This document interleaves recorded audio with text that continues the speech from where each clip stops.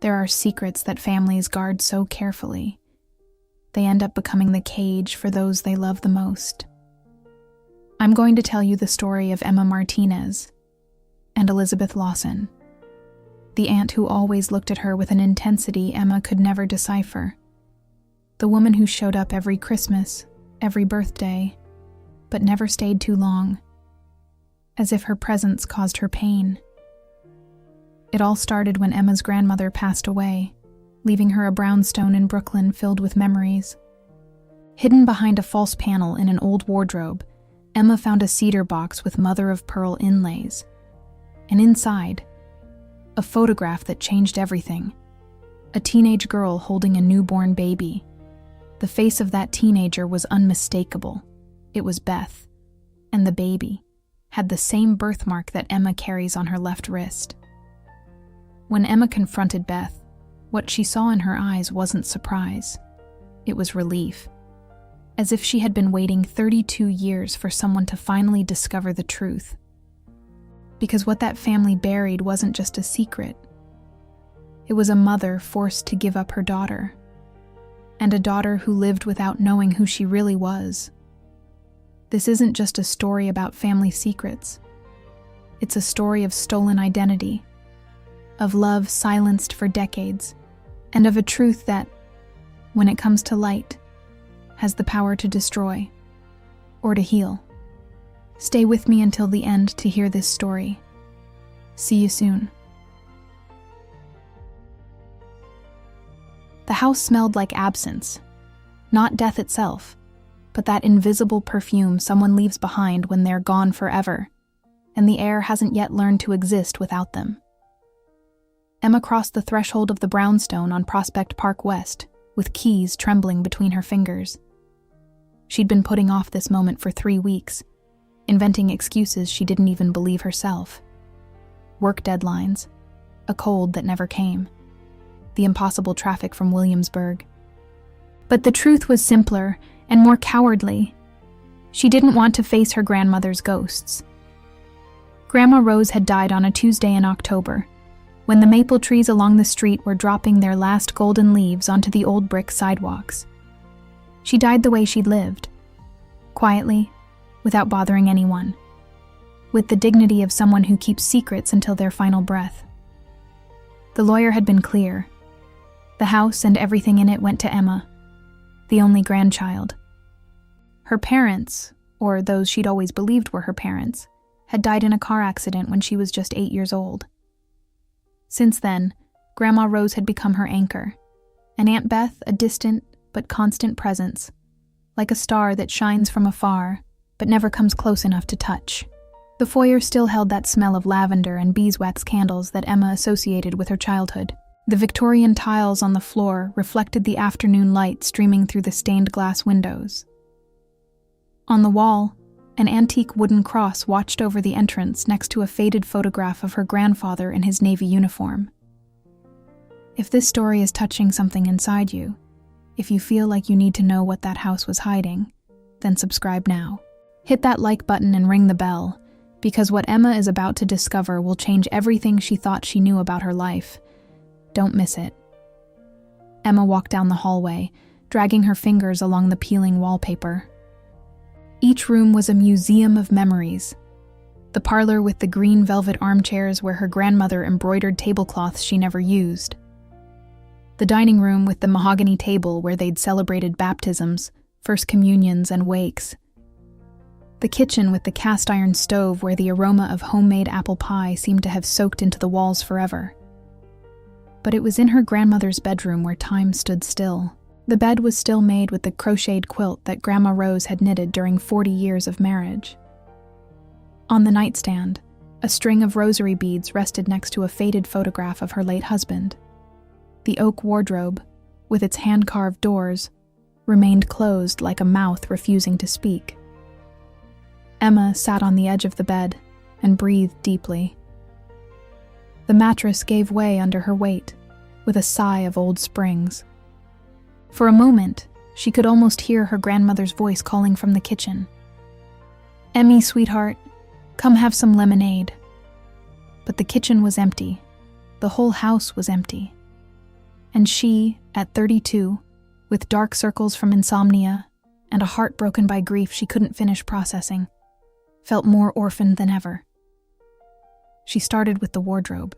She pulled out dresses that smelled of mothballs and another century, silk shawls her grandmother wore to church, low-heeled shoes that had walked the streets of Brooklyn for decades. In the back, she found cardboard boxes full of yellowed papers, receipts from 1987, handwritten recipes, love letters her grandfather had sent from overseas when he was stationed abroad. Nothing extraordinary. Nothing that explained why her heart was pounding as if she were about to discover something terrible. That's when she saw it. Hidden behind a false wooden panel, in the darkest corner of the wardrobe, was a box that didn't belong with the rest. It wasn't ordinary cardboard, but cedar wood, with mother-of-pearl inlays forming a pattern of flowers. Emma picked it up with trembling hands. It weighed little, but something inside shifted with a soft sound, like old paper sliding over old paper. She opened it. Inside were photographs. Dozens of them, some so old that the sepia had turned into unrecognizable stains, but one stood out above all the others, placed face down as if someone had wanted to hide it even within its hiding place. Emma turned it over, and the world stopped. In the image, a young woman, almost a girl, held a baby wrapped in a white blanket. The woman's eyes were swollen from crying, but she smiled with that mixture of terror and tenderness that only first-time mothers know.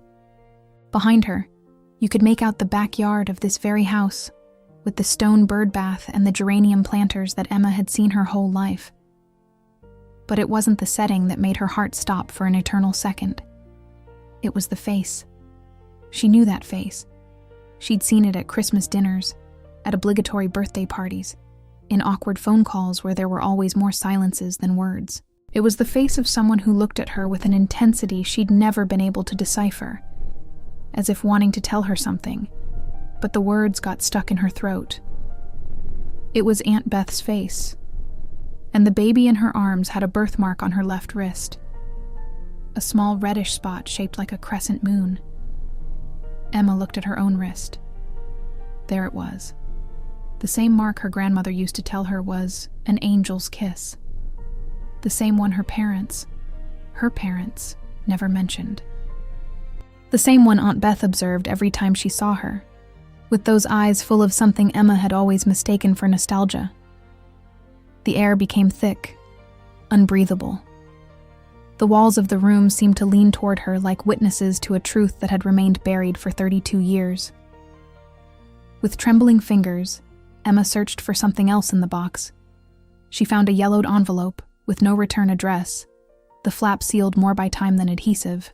She opened it carefully, like someone handling a bomb about to explode. Inside was a letter. The handwriting was small, cramped, written with the urgency of someone who needs to confess but fears being discovered. Mom, I can't take it anymore. Every time I see Emma, I break apart inside. I know it was for the best. I know she has a better life than I could have given her. But there are nights when I wake up with empty arms searching for my baby. She's already 15. 15 years of calling me aunt. 15 years of not knowing that I was the one who held her first, who sang her lullabies while Sarah recovered from the birth she pretended to have. Sometimes I wonder if this is God's punishment for falling in love with the wrong person. But even if it were, I'd do it all over again. For her. Always for her. Your daughter who loves you and hates you in equal measure, Beth.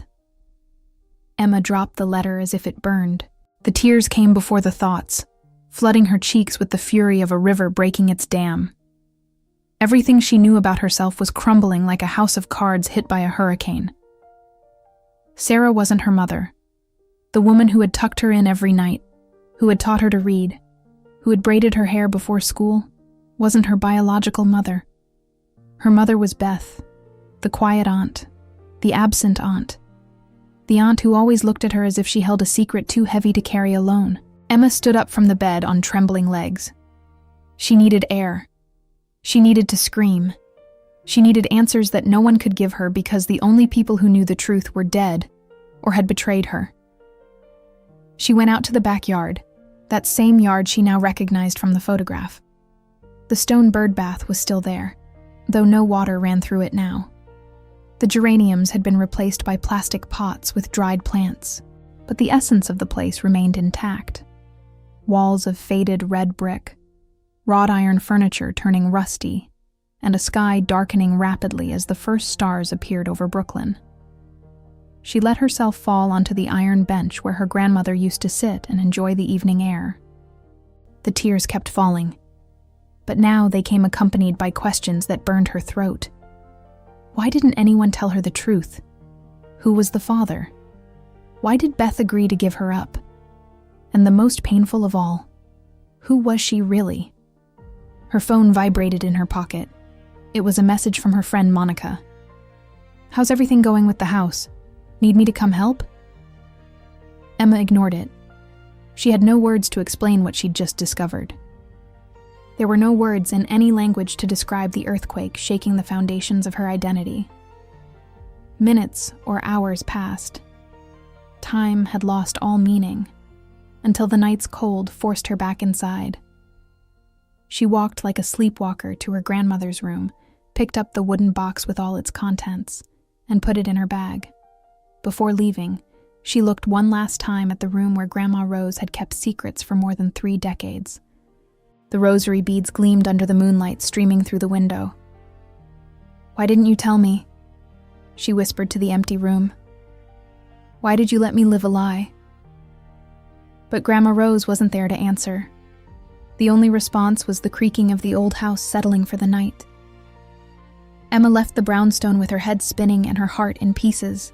The streets of Park Slope stretched before her, full of young families returning from the park, couples walking their dogs, kids on bikes racing toward home before dinner. Normal life. Ordinary life.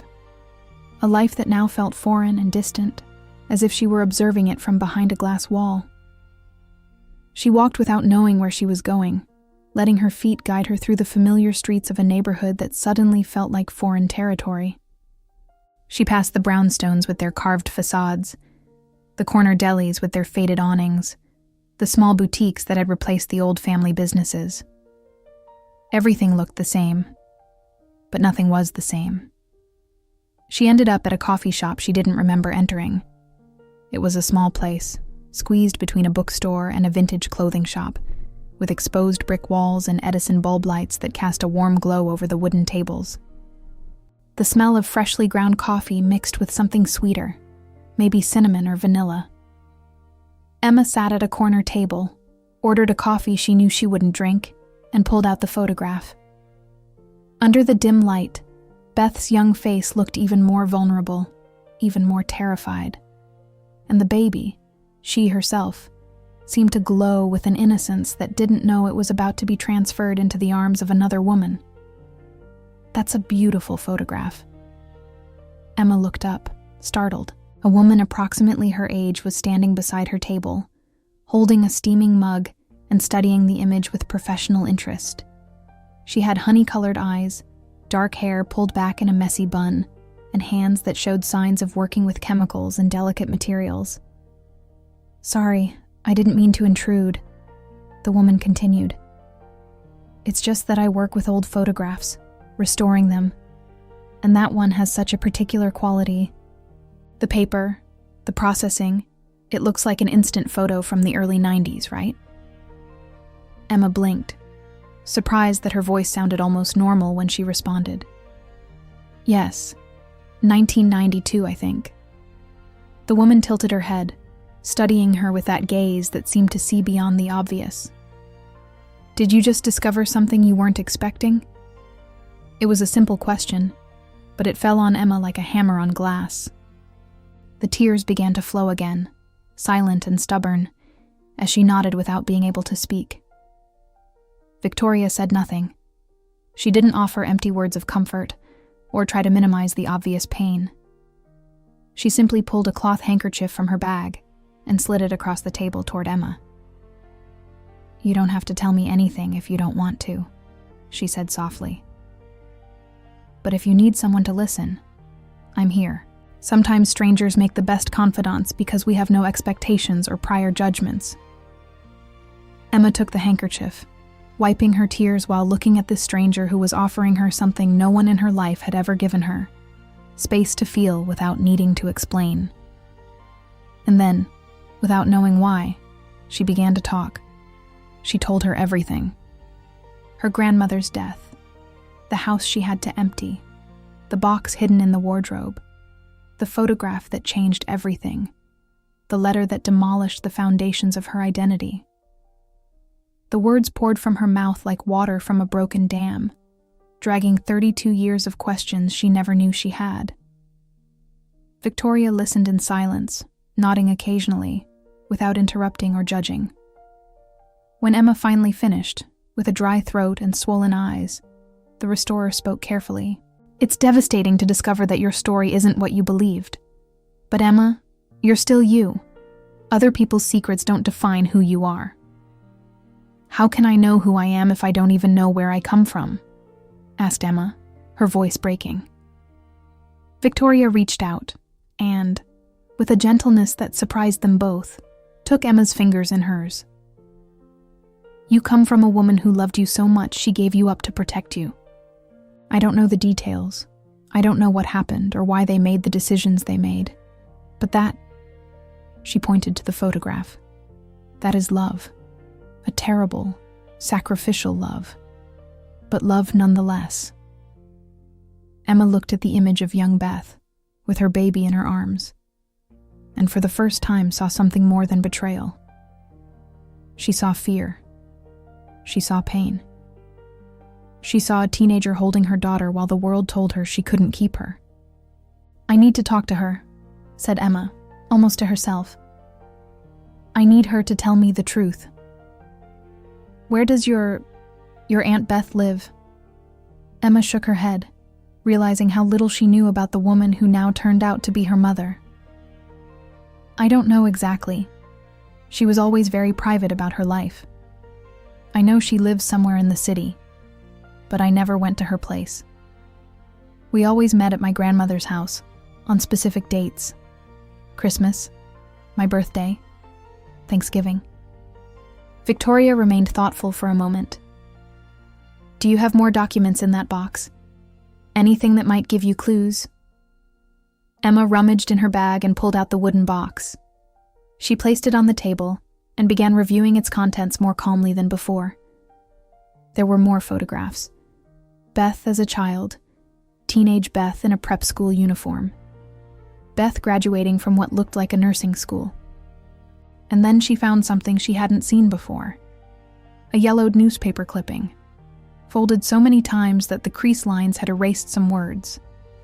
It was a job advertisement from Mount Sinai Hospital, dated 1995. Someone had circled in red pen a position for a nurse in the pediatric ward. She was a nurse, murmured Emma. My biological mother is a nurse. Victoria took the clipping carefully, examining it with expert eyes. This clipping is over 20 years old, but if she started working at Mount Sinai and never left the city, we could start there. We could? Emma looked at her, surprised by the plural. Victoria smiled, and there was something in that smile that made Emma feel, for the first time in hours, that perhaps she wasn't completely alone. Look, I just met you, and normally I don't get involved in strangers' lives. But I restore stories for a living, Emma. I take broken, damaged, forgotten photographs and bring them back to life. Your story is broken right now, and something tells me you need help reconstructing it. Emma didn't know what to say. The unexpected kindness of this woman, combined with the emotional exhaustion of the past hours, left her speechless. You don't have to decide anything now, Victoria continued, pulling a card from her bag and sliding it across the table. This is my studio. I'm there every day from 10 to 7. If you decide you want help, you know where to find me. Emma took the card. It read, Victoria Chen, Photograph and Document Restoration, 42 Smith Street, Carroll Gardens. "Why are you doing this?" asked Emma. "You don't know me." Victoria stood up, leaving some bills on the table to pay for her coffee. "Because 5 years ago, I found a box similar to yours in my grandmother's attic, and no one was there to help me understand what it meant. It took me years to put the pieces together, and by the time I did, it was too late to ask the questions that mattered." Her eyes darkened for a moment, filled with an old pain that Emma recognized as a cousin of her own. "I don't want the same thing to happen to you," Victoria added. "While Beth is alive, you have the chance to learn your history. Don't waste it." And with that, she turned and walked toward the door of the coffee shop, leaving Emma alone with her photographs, her questions, and a card that weighed in her hand like a promise. Outside, the streets of Brooklyn continued vibrating with nightlife. But Emma no longer saw them. Her mind was in 1992, in the backyard of a brownstone, where a teenager held her baby for the first and last time before handing her over to her older sister. She put everything in her bag, left the coffee untouched, and walked out into the night. Tomorrow she would go to Victoria's studio. Tomorrow she would start searching for answers. Tomorrow she would face the woman who had given her life and then disappeared into the shadows of a family lie. But tonight, she walked under the stars of Brooklyn with the photograph of her mother, her real mother, pressed against her chest, feeling for the first time the real weight of the words they never told her. Emma didn't sleep that night. She sat on the couch of her small apartment in Williamsburg, with the wooden box open on the coffee table and the photographs scattered around her like pieces of a puzzle she didn't know how to solve. Every time she closed her eyes, she saw young Beth's face looking at her from the photographic paper, with those eyes full of a love she now understood, but hadn't recognized then. Dawn found her still awake, with 3 cups of cold coffee abandoned on the table and eyes burning from so much crying. The first rays of sunlight came through the window, illuminating the chaos of her life. Unwashed dishes in the sink, clothes piled on the armchair, unopened bills on the desk.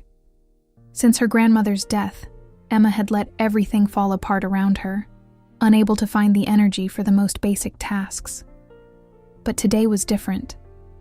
Today she had a purpose. She showered with almost scalding water, as if the heat could wash away the lies she'd absorbed for 32 years. She dressed without thinking, choosing the first clean thing she found. Worn jeans, a black blouse, and a denim jacket that had belonged to her father, her uncle, and still faintly smelled of his cologne. She left the apartment before 9, when New York City was beginning to stir with its usual chaos. She took an Uber toward Carroll Gardens, watching through the window as the urban landscape gradually changed. Williamsburg's modern buildings gave way to tree-lined streets. The hipster cafes turned into traditional Italian delis, and the sound of car horns mixed with the singing of birds in the century-old parks. Victoria's studio was on Smith Street, a few blocks from where they'd met the night before.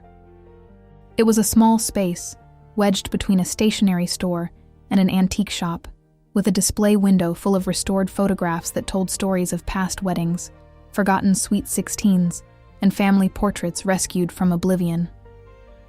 Emma stopped in front of the door, hesitating.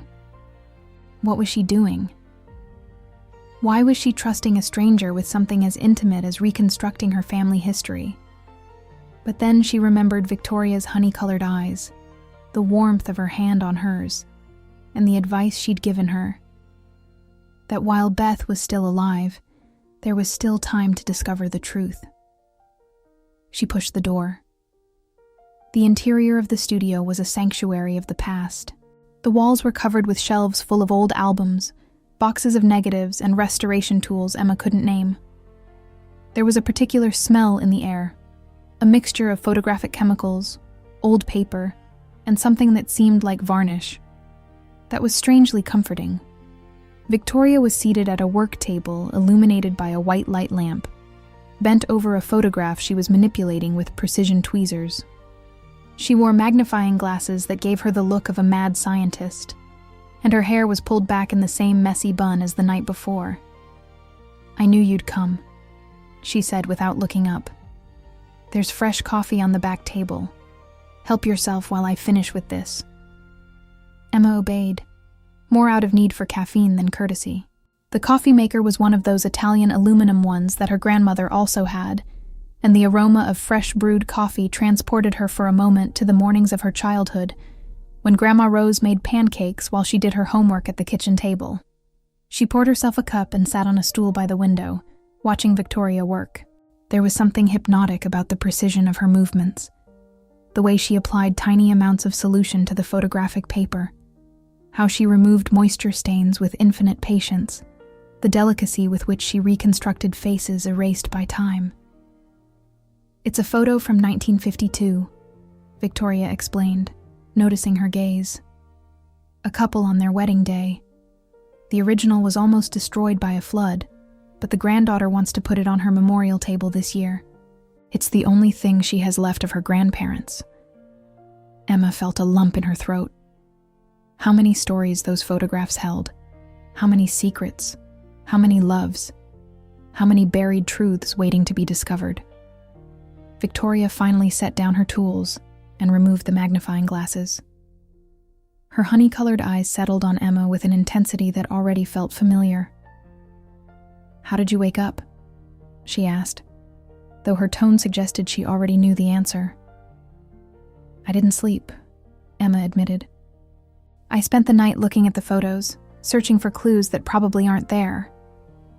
Victoria nodded understandingly and stood up to pour herself her own coffee. "It's normal. When I discovered my family's secrets, I didn't sleep well for months. The brain tries to process information that doesn't fit with everything you thought you knew about yourself." Emma watched her move around the studio, with the familiarity of someone who knows every corner of their space.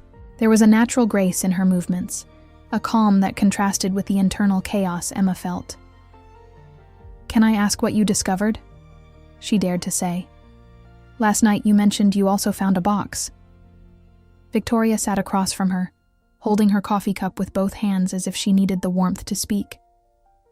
"My maternal grandmother was a woman everyone admired, an elementary school teacher for 40 years, a devoted widow, an exemplary Catholic.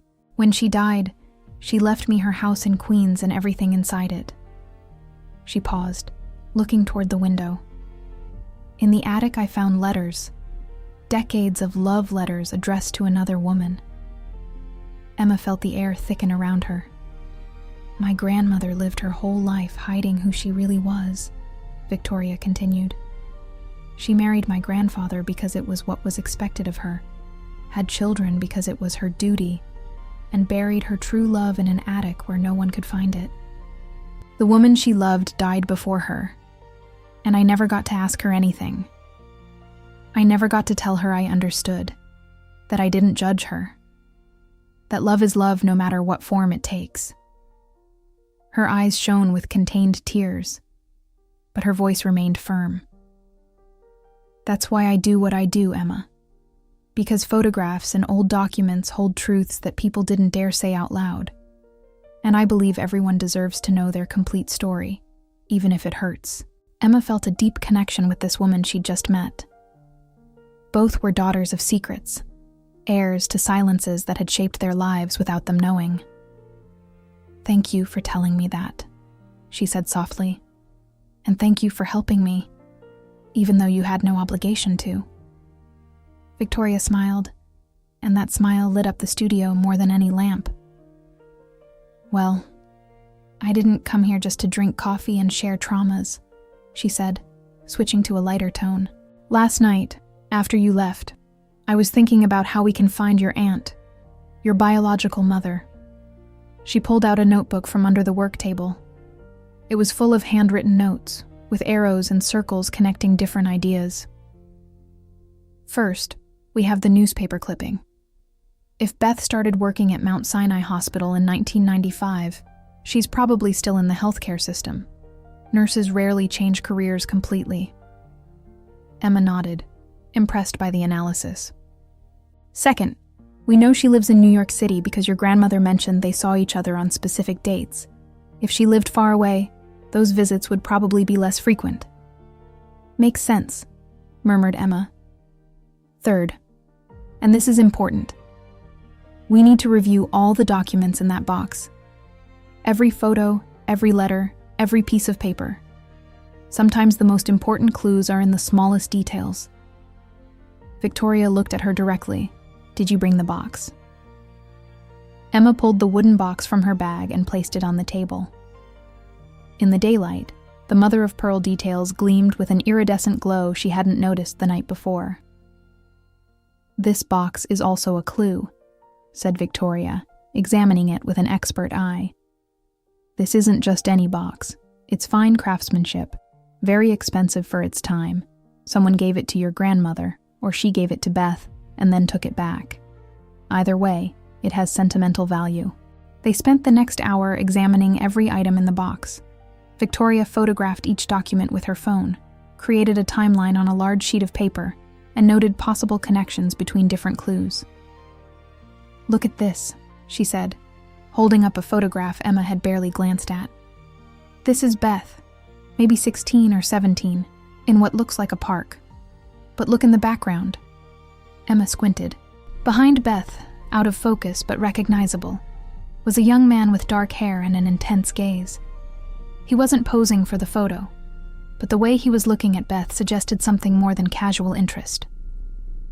Do you think that's my father? I don't know, but look at how he's watching her. And look at this. Victoria pointed to the bottom corner of the photograph. There's something written here. Emma tilted the photo toward the light. In faded pencil, almost illegible, were the words, Central Park, June 91st, the best summer. This was a year before you were born, Victoria noted. If this man was in a relationship with Beth, he could be my father, Emma finished. Victoria pulled out more photographs, arranging them chronologically. A picture began to emerge. Beth as a happy teenager, full of life, who gradually became a sad, distant young woman. The transformation was subtle, but undeniable. Something happened to her, Victoria observed. Something that changed her. I happened to her, Emma said bitterly. Victoria shook her head firmly. No. What happened was that she was forced to give you up. That's not the same thing.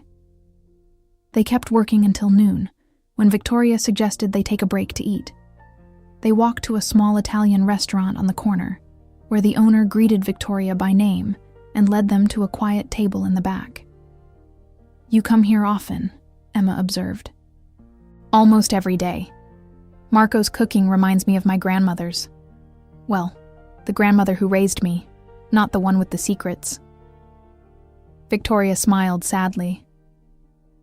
Although now I wonder if she kept secrets too. Maybe everyone has a hidden story they never tell. Emma considered her words while she ate. Do you think my grandmother knew? About the father, I mean. Your grandmother kept that box with all those memories. She didn't destroy them. She didn't throw them away. She hid them, but she preserved them. That tells me that, even though she participated in the lie, she also wanted the truth to come out someday. Or she wanted someone to find out after she was gone, when she wouldn't have to face the consequences. That too, Victoria admitted. But does it matter? The result is the same. You now have the pieces to reconstruct your history. The question is what you're going to do with them. Emma stared at her plate, suddenly not hungry. I need to find Beth. I need to talk to her face to face and ask her to tell me the truth. All of it. And she's willing to do that? I have no idea. We've never been close. She always treated me with... I don't know how to describe it. A mix of affection and distance, as if she wanted to be near me but something held her back. Her own guilt, probably, Victoria suggested. Imagine what it must have been like to see you grow up, see you call another woman mom, see you live a life she couldn't share. Emma hadn't considered that perspective.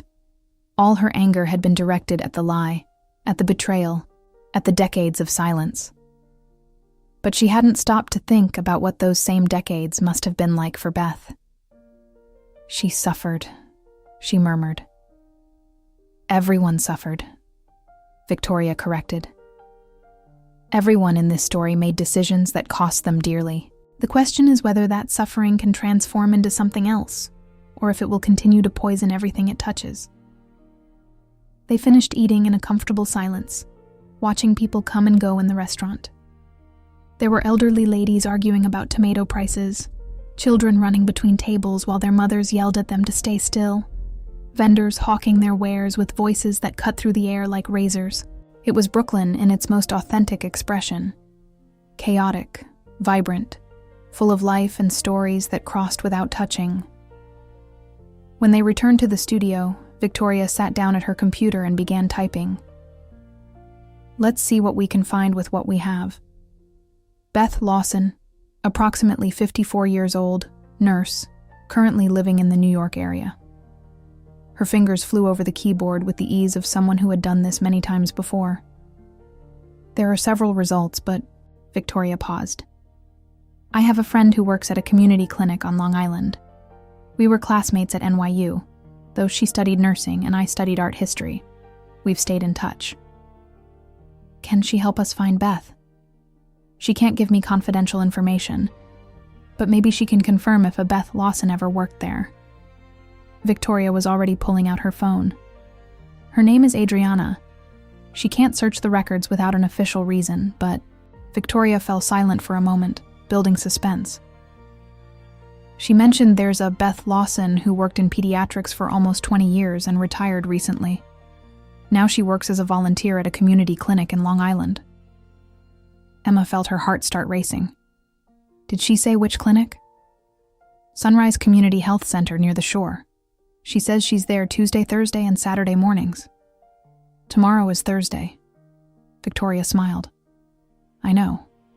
Emma stood up abruptly, unable to contain the energy suddenly coursing through her veins.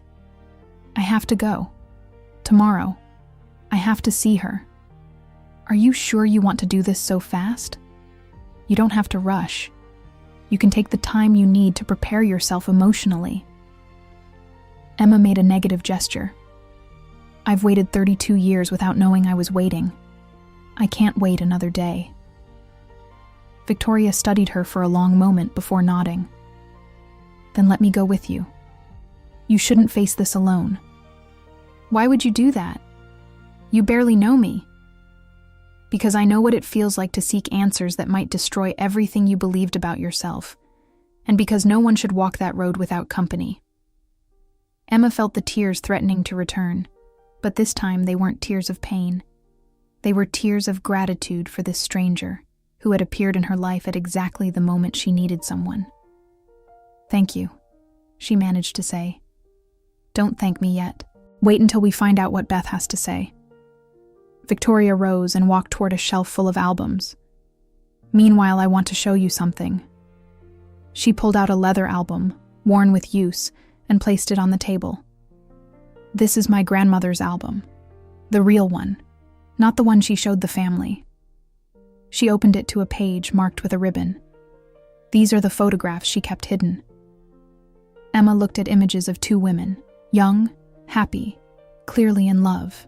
They appeared at parks, beaches, city streets. In some, they were holding hands. In others, they were looking at each other with an intensity that left no doubt about their feelings. This was Margaret, Victoria said, pointing to the woman who wasn't her grandmother. She was an English teacher at the same school. They met in 1958 and loved each other for 30 years, until Margaret died of cancer. Your grandmother never spoke about her? Never. I found out about her existence when I found these photos. By then, my grandmother had already passed away, and there was no one left who could tell me their story. Victoria closed the album with a sigh. That's why I want you to find Beth while you still can. That's why I'm going to help you no matter what. Because my grandmother's story died with her, and yours still has the chance to be told. Emma understood in that moment that this woman, this stranger who had appeared in her life less than 24 hours ago, was going to become someone important. She didn't know how or why, but she felt it in her bones. I should get going, she said, noticing through the window that the afternoon was growing late. Tomorrow is going to be a long day. Do you want to take the box? Victoria asked, I can keep working on the photos if you prefer. Keep them. I trust you. The words came out before Emma could think them over, but she realized they were true. She did trust this woman, despite logic telling her she shouldn't. Victoria accompanied her to the door. Get some rest tonight. Tomorrow will be emotionally exhausting. You need to arrive with energy. Emma nodded, though she knew rest would be impossible. Her mind was a whirlwind of questions, fears, and hopes that wouldn't let her sleep. What time should we meet tomorrow? She asked. The clinic opens at 8. We can meet here at 7:30 and take an Uber together. Long Island isn't far, but morning traffic is unpredictable. Perfect. They finished their conversation watching people come and go in the street. It was New York at its finest, a tapestry of lives weaving past each other, each person carrying their own invisible universe. Back at the studio, Emma picked up her bag. I'm going to head home, she said. I want to keep reviewing everything. Good idea. And if you find something important, call me, okay? It doesn't matter what time. Victoria gave her phone number, and Emma saved it with fingers that trembled slightly. She wasn't sure if the trembling was from nerves about tomorrow, or something else she didn't want to examine too closely. See you tomorrow, then, she said, standing in the doorway of the studio. See you tomorrow, Emma. And remember, no matter what happens tomorrow, you're not alone in this anymore. The words hung in the air as Emma walked toward the Uber pickup spot. You're not alone anymore. It was a simple promise, but it weighed more than all the lies she'd carried without knowing her whole life. The trip back to Williamsburg was a blur of congested streets and scattered thoughts. Emma looked out the window without really seeing, her mind divided between the past she'd just discovered and the uncertain future that awaited her. What would she say to Beth when she saw her? How would she start that conversation? Hi, I'm your daughter, the one you pretended not to have for 32 years, seemed too aggressive. Hi, Auntie. I just found out you're my mother. Sounded ridiculously casual for the magnitude of the revelation. Maybe there were no right words. Maybe she would just have to go with the moment and trust that the words would come when she needed them. When she arrived at her apartment, Emma found a voicemail from her friend Monica. Hey, I'm worried. You haven't answered me in days. Are you okay? Call me, please. She should call her. She should tell her everything she'd discovered. Monica was her best friend since college, the person who had supported her when her parents died, who had accompanied her to her grandmother's funeral. She deserved to know what was happening, but Emma didn't have the energy to explain something she herself was barely beginning to understand. She sent a brief message. I'm fine. Just need a few days to myself. I'll call you soon. Love you. It was a half-truth, but it would have to do for now. She sat on the couch with the wooden box on her lap and began reviewing the photographs once more. This time she focused on the images of Beth, searching for signs she should have seen before. There was a photo of Beth at 5 or 6, in an organdy dress and a smile showing missing baby teeth. Another of her first communion, solemn and pale before the altar of a church that looked like St. Patrick's in Brooklyn Heights. Another of her middle school graduation, with a pressed uniform and hair pulled back in an impeccable ponytail. And then there were the photos where Beth began to disappear. In family images from the 90s, Beth appeared less and less. When she was present, she stayed on the margins, with a smile that didn't reach her eyes, and a posture suggesting she'd rather be anywhere else. Emma found a photo from her own first birthday. She was sitting in a high chair, with a chocolate cake in front of her, and a party hat on her head. Around her, the family celebrated. Grandma Rose was clapping. Grandpa was holding a camera. Sarah, the woman Emma believed was her mother, was watching her with adoration. And in the background, almost out of frame, was Beth. Watching. Always watching. With those eyes Emma now recognized as those of a mother separated from her daughter by a decision that hadn't been hers. The tears fell again, silent and persistent. Emma cried for the child she'd been. raised in a lie crafted with the best intentions. She cried for Beth, the teenager who'd had to give up her baby and pretend she didn't care. She cried for Sarah, the woman who'd loved her as her own even though she wasn't. She cried for her grandmother, guardian of secrets she took almost all to the grave, except for those she hid in a wooden box. She cried until she had no tears left, and then she sat in the silence of her apartment, with the photographs scattered around her like mute witnesses to a story that was finally coming to light. At some point, exhaustion overcame her. She fell asleep on the couch, with the photograph of Beth holding her baby pressed against her chest, dreaming of parks where young people looked at each other with forbidden love, and brownstones where secrets hid in cedar boxes. When she woke, the sun had already set, and her phone showed a message from Victoria. "How are you? Did you find anything else?" An involuntary smile crossed Emma's face. It was strange how a stranger could make the world seem less lonely with just 2 simple questions. She replied, "Surviving. Found more photos of Beth. She looks so sad in all of them. How didn't I notice before?" The response came almost immediately. "You didn't notice because no one taught you how to look. But now you see. That's what matters." Emma stared at the words on the screen, feeling something move in her chest. Something that didn't have a name yet, but that was growing with each interaction with this honey-eyed woman who had appeared in her life when she needed someone most. Tomorrow she would face Beth. Tomorrow she would get answers. Tomorrow her life would change forever, one way or another.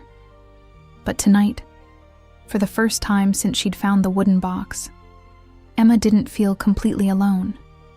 And that, in the midst of the chaos, was enough. Thursday's dawn arrived with a gray sky threatening rain. Emma had slept barely 3 hours, haunted by dreams where Beth watched her from the other side of a glass that neither of them could break. She dressed carefully, choosing each garment as if it were armor. Black pants, white blouse, the silver necklace her grandmother had given her for her 16th birthday. She wanted to look presentable, adult, like someone worthy of answers. But when she looked in the mirror, she only saw a scared child disguised as a woman. The Uber picked her up at 7 a.m. New York City was waking with its usual chaos. Hot dog vendors pushing their steaming carts, office workers rushing toward the subway, children in school uniforms dragging backpacks bigger than themselves. Emma observed everything as if it were the first time, aware that after today, nothing would look the same. Victoria was waiting in front of a coffee shop in Carroll Gardens, with 2 steaming cups in her hands and a smile trying to convey calm. "Good morning," she said, offering her one of the cups. "I thought you might need this." Emma accepted the coffee with visibly trembling hands. "Thanks. I couldn't eat breakfast. My stomach has been in knots since I opened my eyes." "That's normal," Victoria responded, as they walked toward where another Uber was waiting. "When I went to search for information about my grandmother in the NYU archives, I threw up twice before entering the building." Emma let out a nervous laugh. "That doesn't make me feel better." "I wasn't trying to make you feel better. I was trying to let you know that what you're feeling is human, and that you're going to survive, even if you don't believe it right now." They got into the car and began the journey toward Long Island. Emma watched through the window as the city gradually changed. Concrete buildings gave way to narrower streets, parks became greener, and the air seemed cleaner as they moved away from the center. "Have you been to Long Island before?" asked Victoria, breaking the silence. "Years ago. My grandmother used to take me to the beaches when I was a kid. I remember the boardwalk, the smell of salt water, the ice cream stands." Emma smiled with nostalgia. "It was one of my favorite places." "It's a beautiful area. My grandmother took me too. She said Long Island was the real heart of New York, the place where the city still remembered what it was before it became a concrete monster." Emma glanced at her sideways. "Our grandmothers had a lot in common. More than we imagine, probably."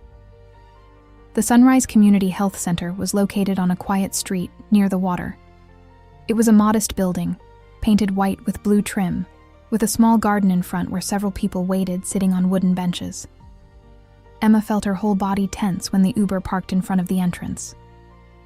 "We're here," Victoria announced unnecessarily. "I can't do it," Emma whispered, not moving from the seat. "I thought I could, but I can't." Victoria paid the driver and waited for him to drive away before speaking. "You can. You've spent 32 years waiting for this conversation without knowing it. Your body brought you here for a reason. What if she hates me? What if she doesn't want to see me? Then at least you'll know the truth.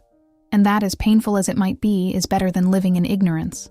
Emma closed her eyes and breathed deeply, inhaling the scent of wet earth that preceded the rain.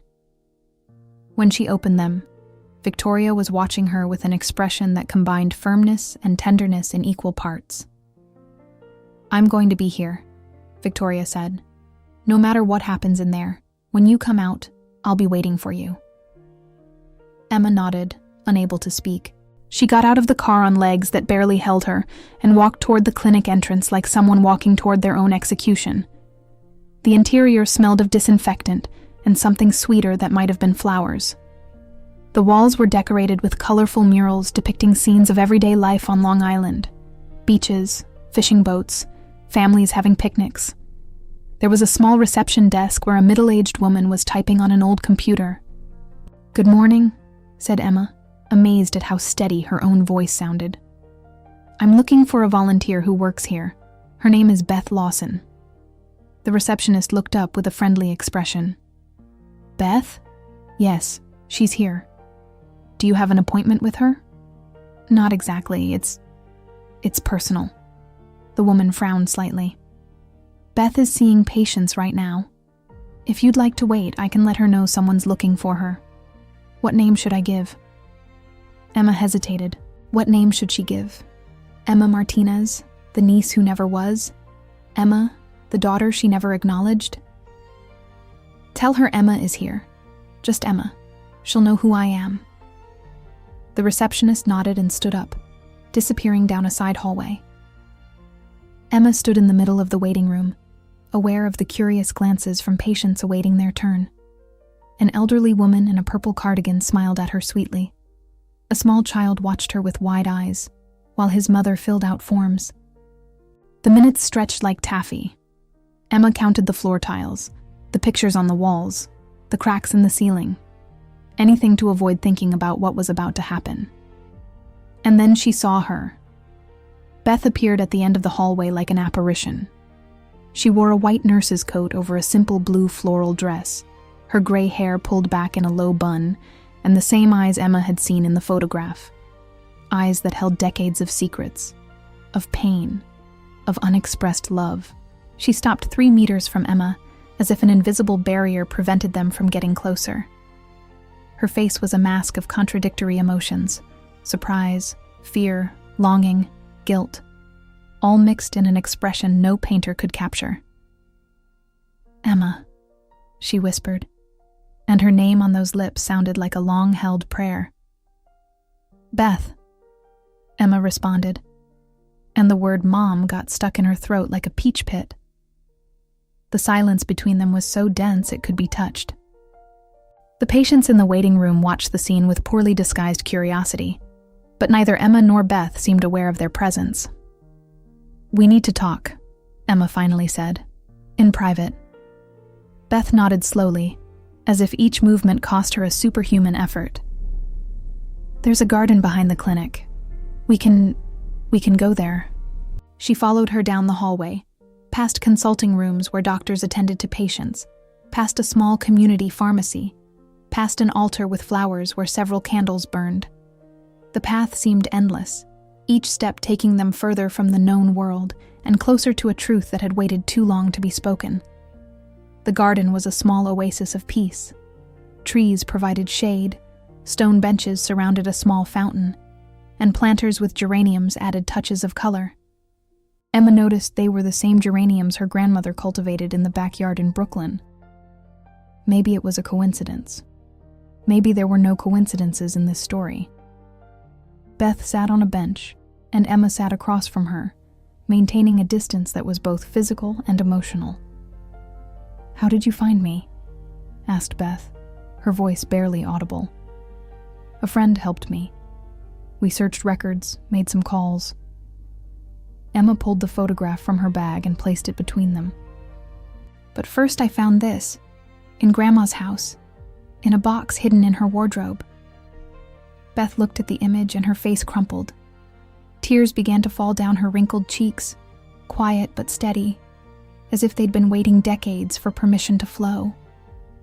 "My mother kept it," she murmured. "I always thought she destroyed it. She made me swear it never existed. That day never happened. That you never—" She stopped, unable to continue. "That I never what?" Emma pressed, feeling her own voice tremble. "That I was never your daughter?" The word hung in the air like a knife. Beth raised her eyes, and in them Emma saw 32 years of agony compressed into a single instant. "You were always my daughter," she said, her voice breaking. "Every day of my life, from the moment you were born until right now. But they forced me to act as if you weren't, and that act destroyed my soul." The tears came then, for both of them. Silent tears that fell without permission, washing away decades of lies and silences. Emma didn't move to comfort Beth, and Beth made no attempt to approach Emma. They simply cried, each on her own bench, separated by 3 meters and 32 years of unsaid words. "Tell me everything," Emma finally said. "From the beginning. I need to know the truth." Beth wiped her tears with the sleeve of her coat and took a deep breath. "I was 17 when I met him. His name was Michael, and he was my English teacher at the preparatory school. He was 24, recently arrived in New York with a degree in literature and dreams of being a writer." A sad smile crossed her face. "He was the most fascinating man I'd ever met. Intelligent, passionate, full of ideas that made my teenage world seem small and limited. You fell in love with your teacher. I fell in love with everything he represented: freedom, culture, the promise of a life beyond the neighborhood where I'd grown up. My mother wanted me to marry a good man, have children, dedicate my life to caring for a home. Michael offered me something different. He offered me the world. And he took advantage of you." Beth shook her head slowly. "It wasn't that simple. Yes, he was older. Yes, he was my teacher. Yes, what we did was wrong in every possible way. But Emma, what I felt for him was real. And what he felt for me, I still believe it was too." Emma listened in silence, trying to reconcile the image of her Aunt Beth, quiet, reserved, always on the margins, with this story of forbidden passion. "What happened when you found out you were pregnant?" "I was terrified.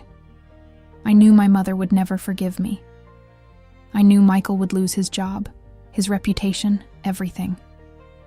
And I knew that at 17, I wasn't prepared to be a mother." So you decided to give me away?" "No." Beth's voice hardened. "That decision was never mine. It was my mother who decided that Sarah would pretend to be pregnant, that you would be born as my sister's daughter, that I would become just the aunt who visited on holidays." Emma felt something breaking inside her. She'd expected to feel anger, betrayal, rage. But what she felt was an overwhelming sadness for that 17-year-old who'd been forced to give up her baby. And Michael? What happened to him? "My mother made him disappear.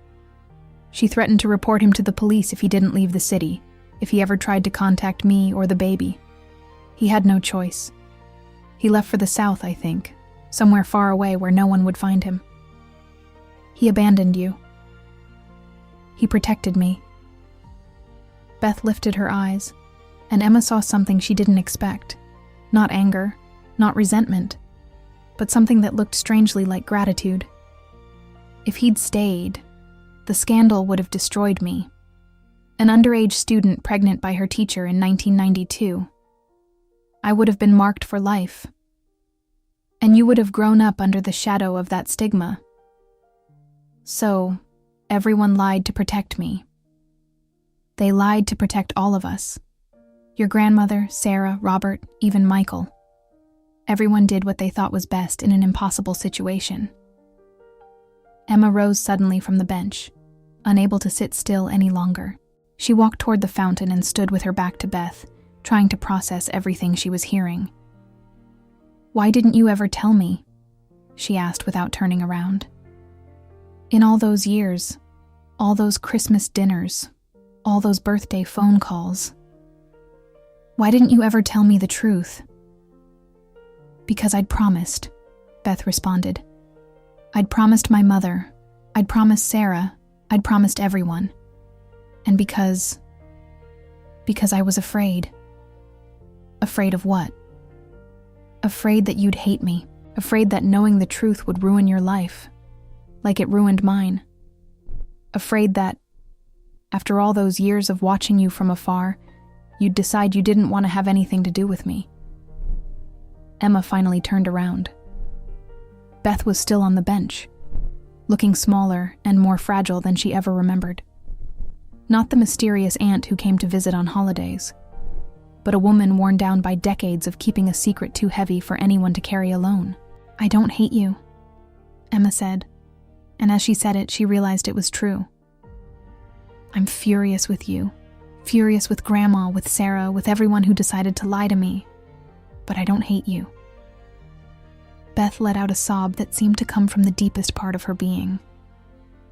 "I never stopped loving you," she said between tears. "Every day, every hour, every minute of the last 32 years. You were always my daughter, even when I couldn't call you that."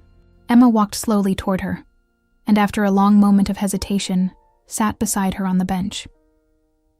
They didn't touch, didn't embrace, didn't try to bridge the abyss that separated them with physical gestures, but for the first time in their lives, they were on the same side of the truth. "What now?" asked Beth. "I don't know," Emma admitted. "I need time. I need to process all of this." "Of course. I understand." They sat in silence for a while, watching rain begin to fall softly on the clinic garden. The drops ran down the leaves of the trees, pooled in the fountain, dampened the earth around the geraniums. "There's one more thing you should know," Beth said finally. Emma felt a chill that had nothing to do with the wet clothes. "What is it?" "Michael, your father." Beth hesitated. "A few years ago he found me. Through the internet, I don't know how. He wrote me a message asking about you, asking if you were okay, if you were happy." "And what did you tell him?" "I told him you were wonderful, that you'd become a strong, independent woman, that Sarah and Robert had loved you with all their hearts. And I told him that, if someday you wanted to meet him, I'd give him your contact." Emma processed the information slowly. Her father was alive. Her father had looked for her. Her father wanted to meet her. "Do you still have a way to contact him?" Beth nodded. "I kept his email, but I want you to think carefully about whether you want to take that step. Michael has another family now, another wife, other children. I don't know how they'd react if you appeared in his life." "I need to think about it," said Emma. "I need time to process all of this before adding more complications." "Of course, there's no rush. The email will be there when you're ready."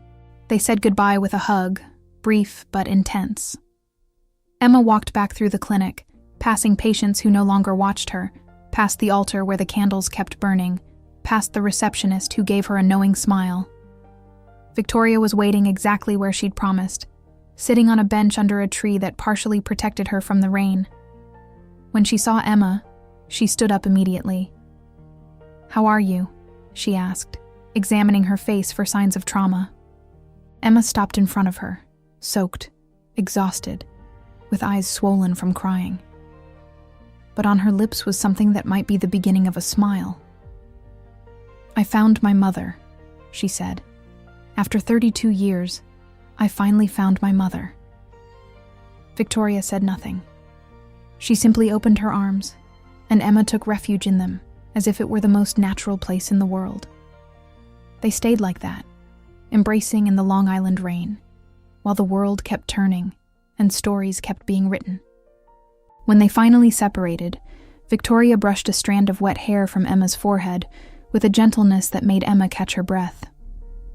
"Come on," Victoria said. "I'll take you home. You need dry clothes, hot food, and probably an entire bottle of wine." Emma laughed, a sound that surprised even herself. "And tomorrow?" she asked. "Tomorrow we'll keep reconstructing your story," Victoria answered. "But today you just need to rest." They took an Uber back to Williamsburg, sitting so close to each other that their shoulders touched. Emma told her everything Beth had said: the forbidden romance, the teenage pregnancy, the impossible decision, the father who disappeared to protect them. Victoria listened without interrupting, nodding at the appropriate moments, holding Emma's hand when the words became difficult to pronounce. "It's a devastating love story," she said when Emma finished. "But it's also a love story. Everyone did what they thought was right at the time, even if the consequences were terrible." "Do you think I should look for my father?" Emma asked. "Michael?" Victoria considered the question before responding. "I think you should do what your heart tells you.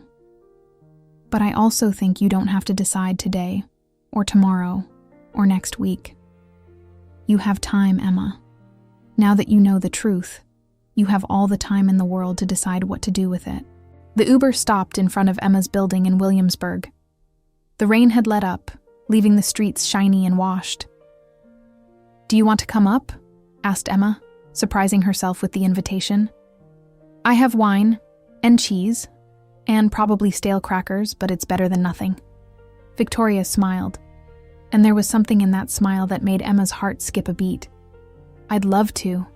They climbed the 3 flights together to Emma's apartment, which was still as messy as she'd left it that morning. But Victoria didn't seem to mind. She moved through the space with a naturalness that contrasted with the chaos, finding wine glasses in the right cabinet, discovering the corkscrew in a drawer Emma had forgotten existed. They sat on the couch, with a bottle of red between them and the city lights shining through the window.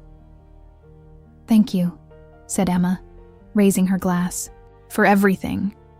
For finding me in that coffee shop, for helping me search for Beth, for coming with me today, for being here."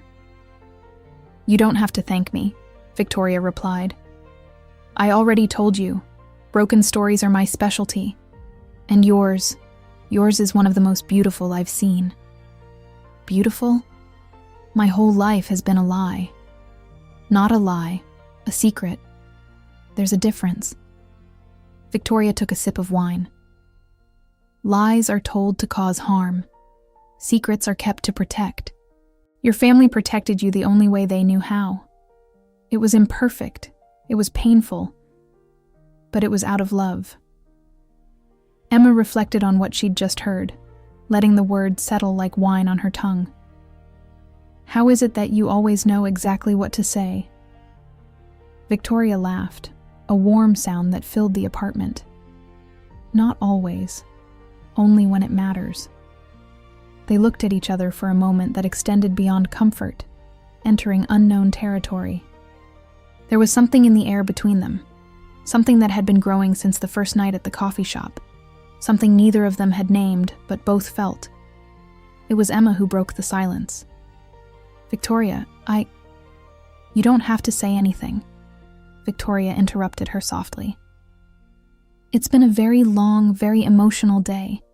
It's not the time to make decisions or start conversations that require mental clarity. But will there be a time?"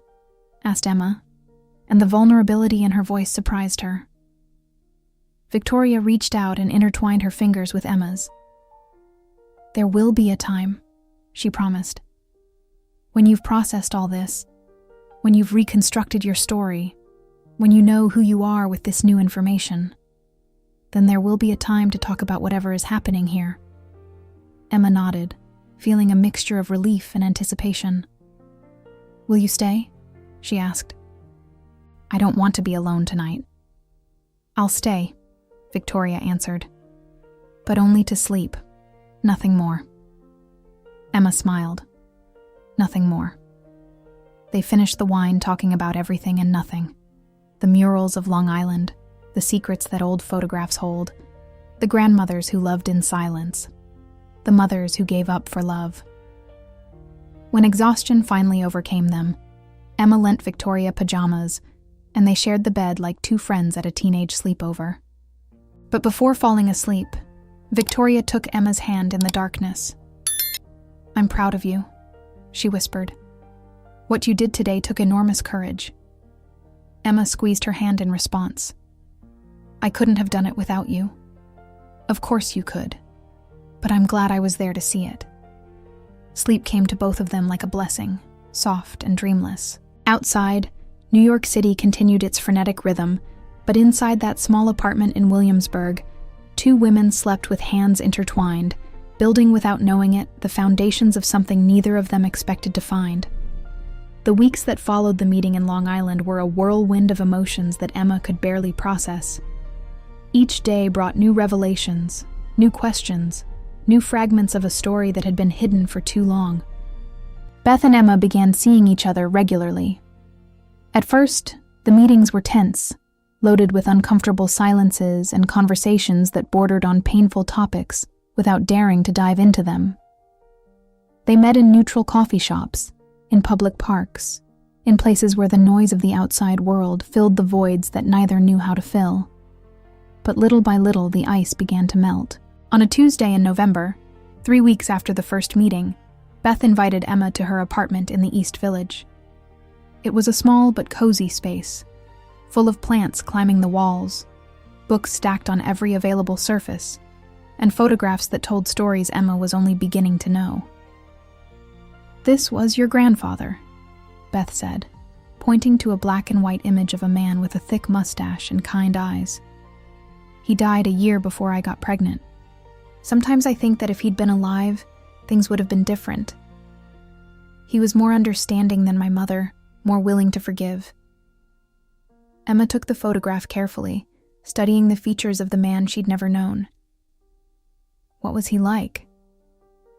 Hardworking, honest, stubborn as a mule but with a heart of gold. Beth smiled with nostalgia. He worked on the docks in Brooklyn when he was young, before he met my mother. He used to say the sea had taught him everything he needed to know about life, that storms always pass, that you have to respect forces you can't control, and that the horizon is always farther than it seems. Emma stored those words in her memory, aware that they were part of an inheritance that had been denied her.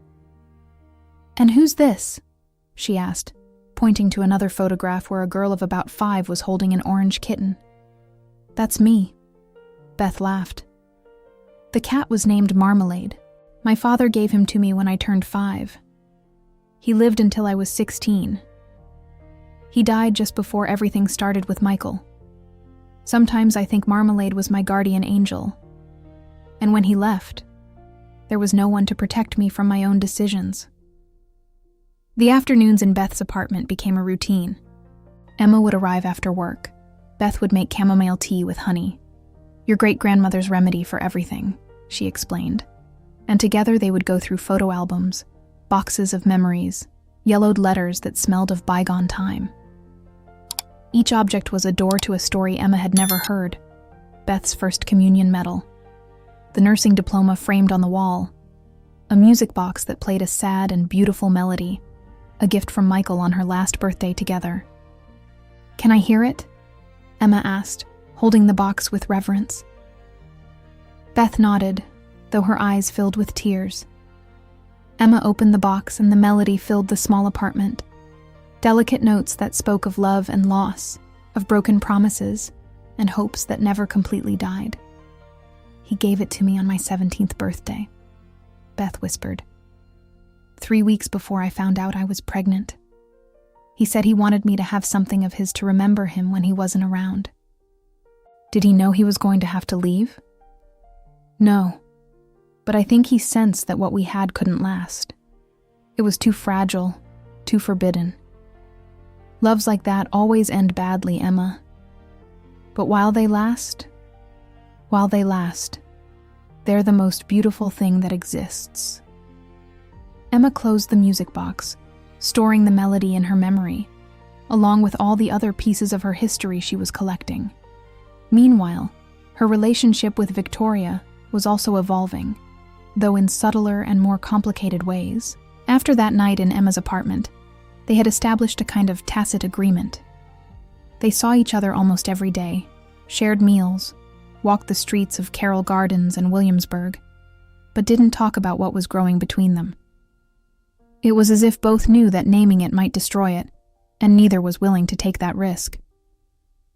Victoria kept helping her with the investigation. She had digitized all the photographs from the wooden box, creating a chronological archive that allowed seeing the evolution of the Lawson family through the decades. She had identified places, approximate dates, had even managed to restore some images damaged by time. "Look at this," she said one afternoon, showing her the computer screen. "It's the photo from Central Park, the one with Beth and Michael in the background. I enlarged it and improved the resolution." Emma leaned over her shoulder, aware of the jasmine scent emanating from Victoria's hair. In the improved image, Michael's face was clearly visible for the first time.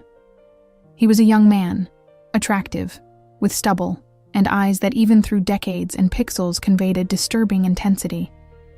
"He has your eyes," Victoria observed. "Well, you have his. You know what I mean." Emma studied the image, searching for similarities she'd never had reason to look for.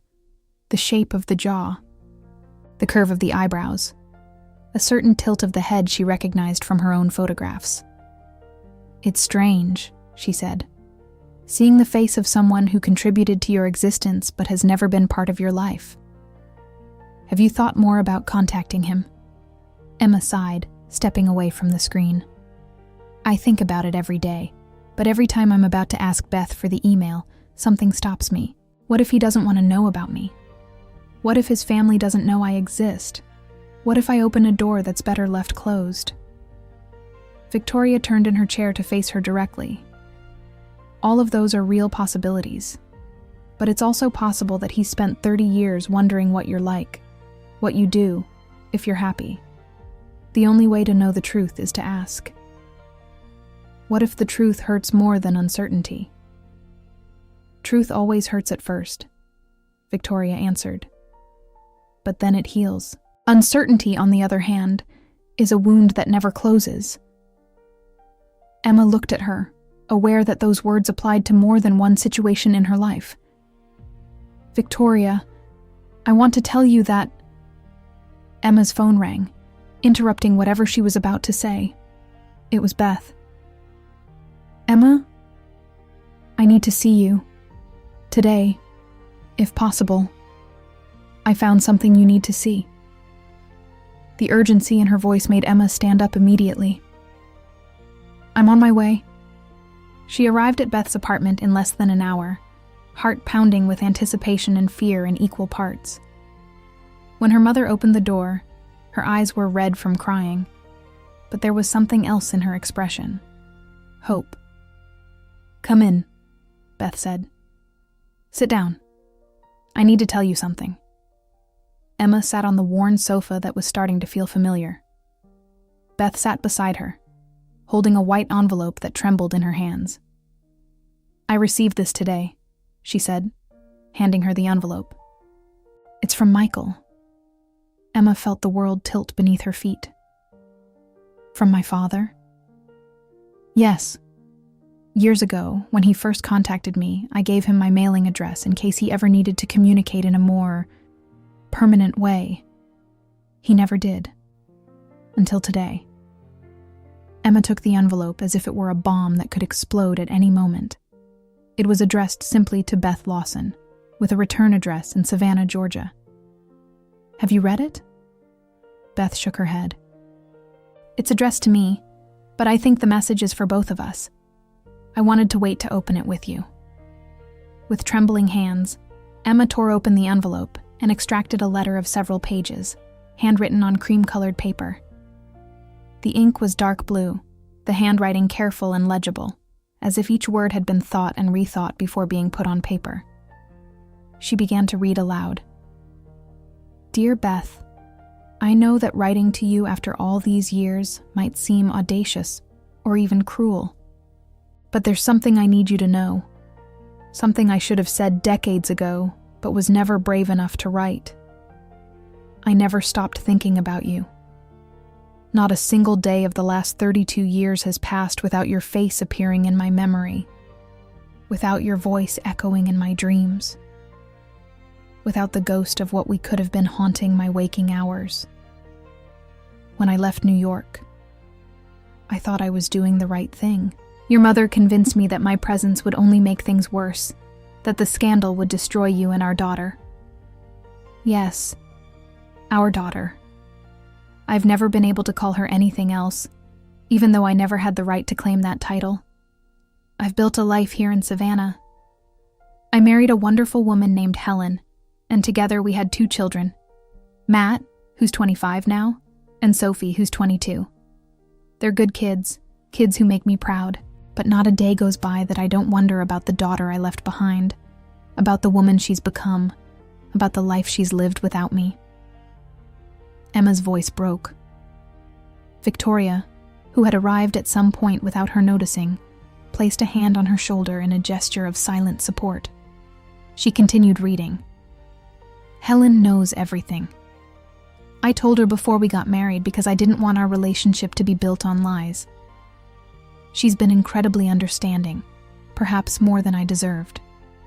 My children also know. It was hard for them to accept at first, but with time they came to understand that people sometimes make decisions they regret for the rest of their lives. I found out through mutual acquaintances that you never married. Part of me hopes it wasn't because of me, because what we had.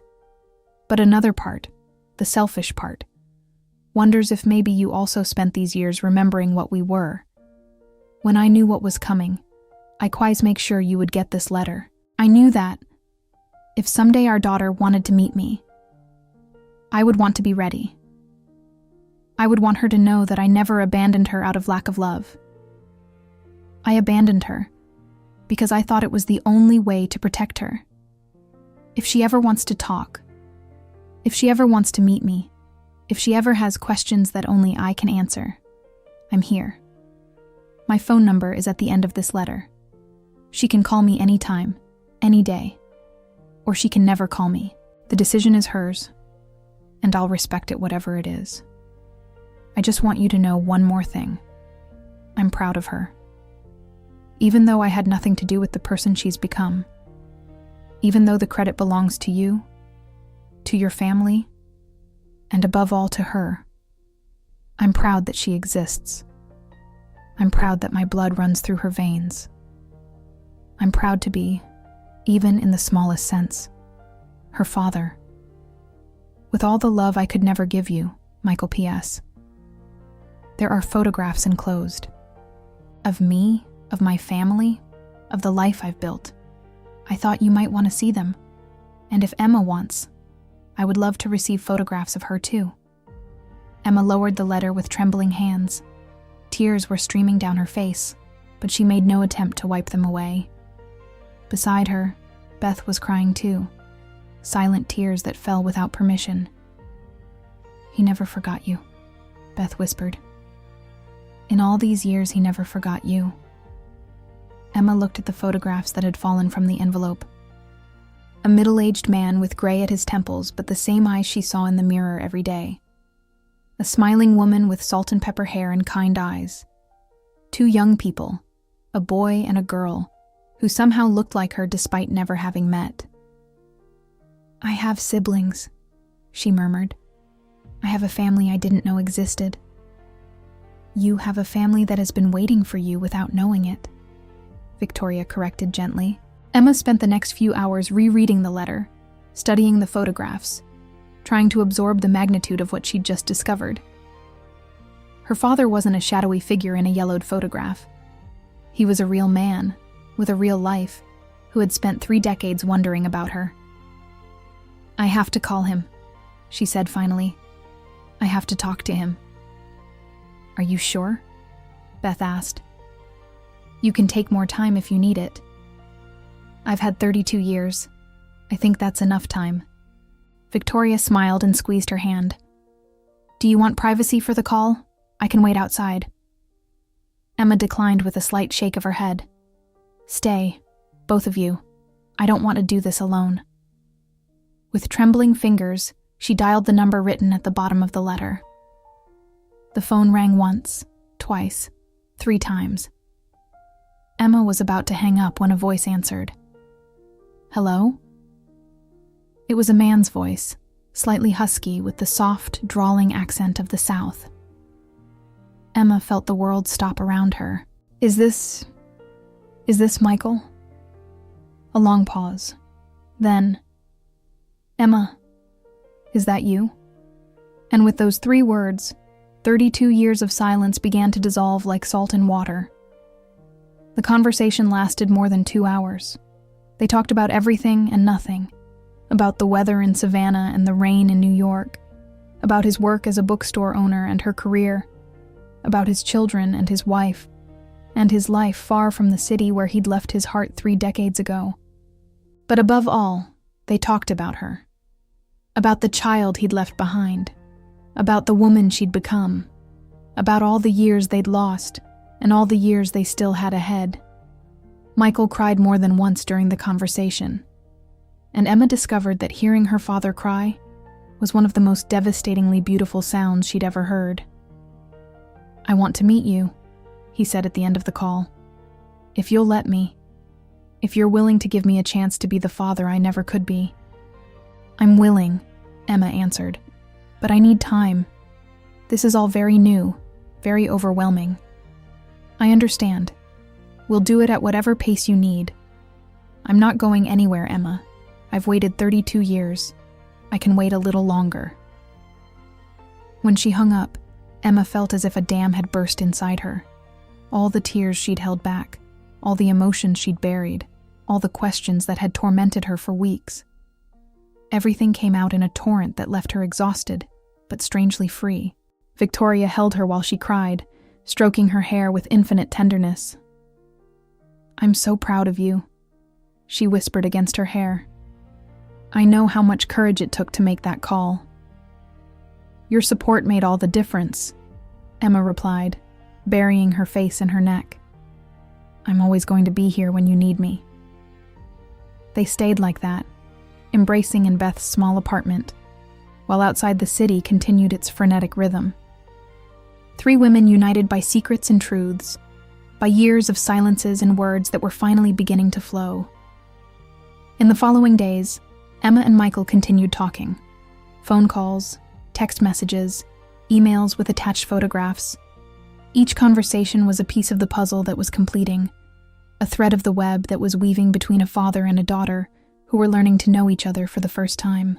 Victoria was with her through it all, a constant presence that had become as essential as the air she breathed. They spent more and more time together, sharing meals and walks and evenings of conversation that stretched until the early hours of the morning. One night, while walking through Prospect Park under a star-filled sky, Emma finally found the courage to say what she'd been feeling for weeks. "Victoria, there's something I want to say." Victoria stopped and turned to look at her, honey-colored eyes shining in the moonlight. "I know," she said softly. "You know?" "I feel it too." Victoria took a step toward her, reducing the distance between them to almost nothing. "I've felt it since the first night, at that coffee shop. But I didn't want to complicate things while you were going through so much. And now? Now I think we've both waited long enough." The kiss was soft at first, tentative, like 2 people testing unfamiliar waters. But it quickly became something more, deeper, more urgent, full of all the words they hadn't said and all the feelings they'd suppressed. When they pulled apart, Victoria rested her forehead against Emma's. "I didn't plan on falling in love with you," she confessed. "I just wanted to help you find your story." Emma smiled, feeling for the first time in weeks that the ground beneath her feet was solid. "Maybe that's the best kind of love," she said. "The one that finds you when you're not looking for it." They walked back to Emma's apartment, hand in hand, stopping every few meters to kiss under the streetlights like teenagers in love. The world around them continued its frenetic rhythm, but inside their little bubble of happiness, time had stopped. That night, they made love for the first time. It was slow and tender and full of whispered promises, a conversation without words that said everything that needed to be said.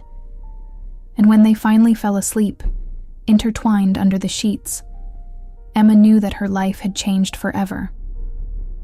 She had a mother who loved her, even if circumstances had kept them apart. She had a father who was waiting for her, ready to be the parent he'd never been able to be.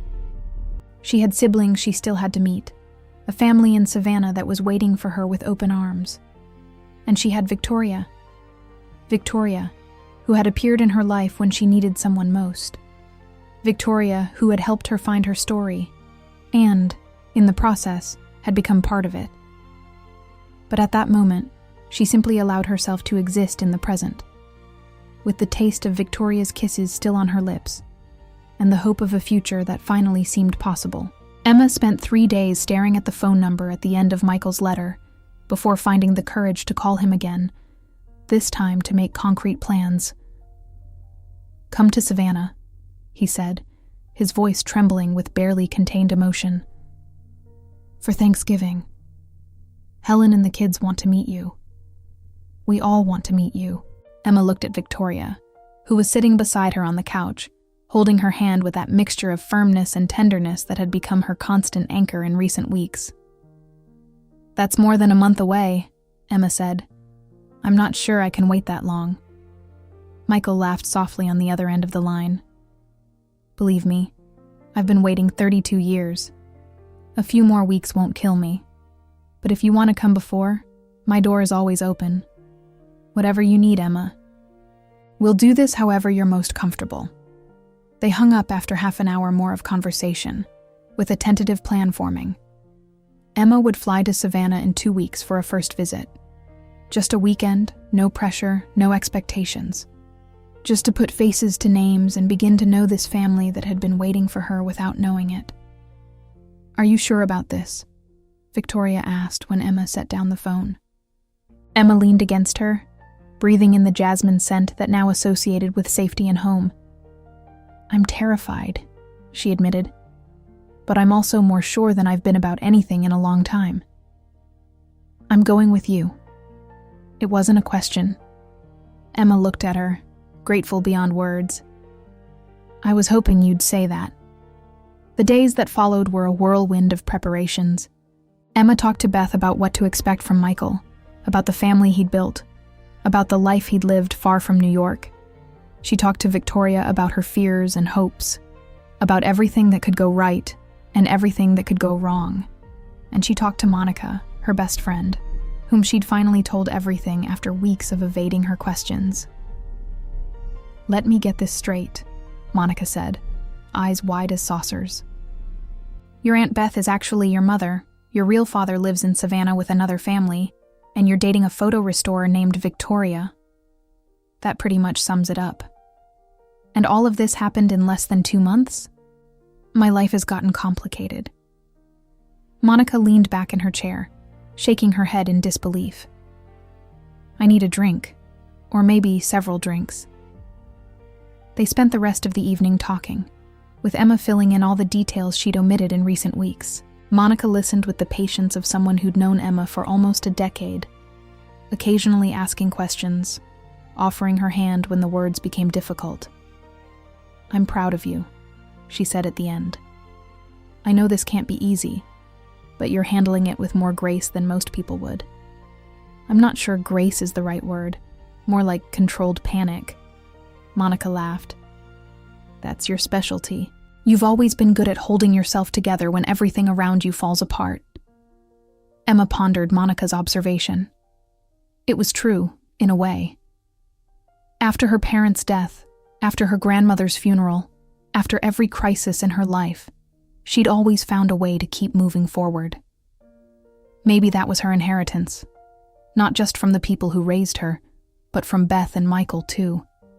Maybe resilience was in her blood. "When do you leave for Savannah?" Monica asked. "Next Friday. 2 days there, return Sunday night." "And Victoria's going with you?" Emma nodded, unable to suppress the smile that appeared every time she thought of Victoria. "You've got it bad," Monica observed. "I haven't seen that look on your face since, well, ever, actually.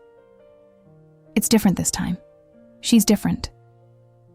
"You said that about Rachel. And about that painter whose name I never remember." "This is different," Emma insisted. "Victoria found me when I was at my lowest. She helped me put the pieces of my life back together without asking for anything in return. She makes me feel like I can face anything, as long as she's by my side." Monica studied her for a long moment before nodding. "I want to meet her. Officially, not just at a rush dinner between your emotional crises.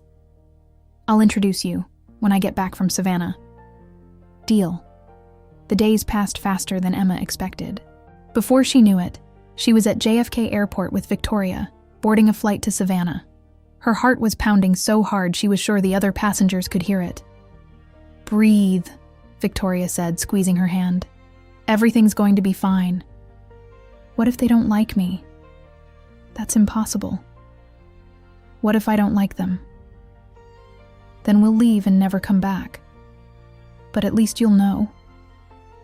Emma took a deep breath, trying to calm her racing thoughts. "You're right. Knowing is better than wondering." The flight was barely 2 hours, but it felt like an eternity. Emma stared out the window, watching the clouds pass below like cotton castles, trying to imagine what awaited her on the other side. "What are you thinking about?" Victoria asked as they began the descent. "That 2 months ago, my life made sense," Emma answered.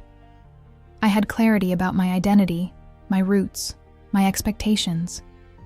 And now I'm flying to meet a father I never knew I had, with a woman I didn't know existed until I found her in a coffee shop in Brooklyn. Nothing makes sense. And at the same time, everything makes more sense than ever." Victoria leaned over and kissed her cheek. "Maybe that's the secret of life. Maybe sense isn't something you find, but something you build."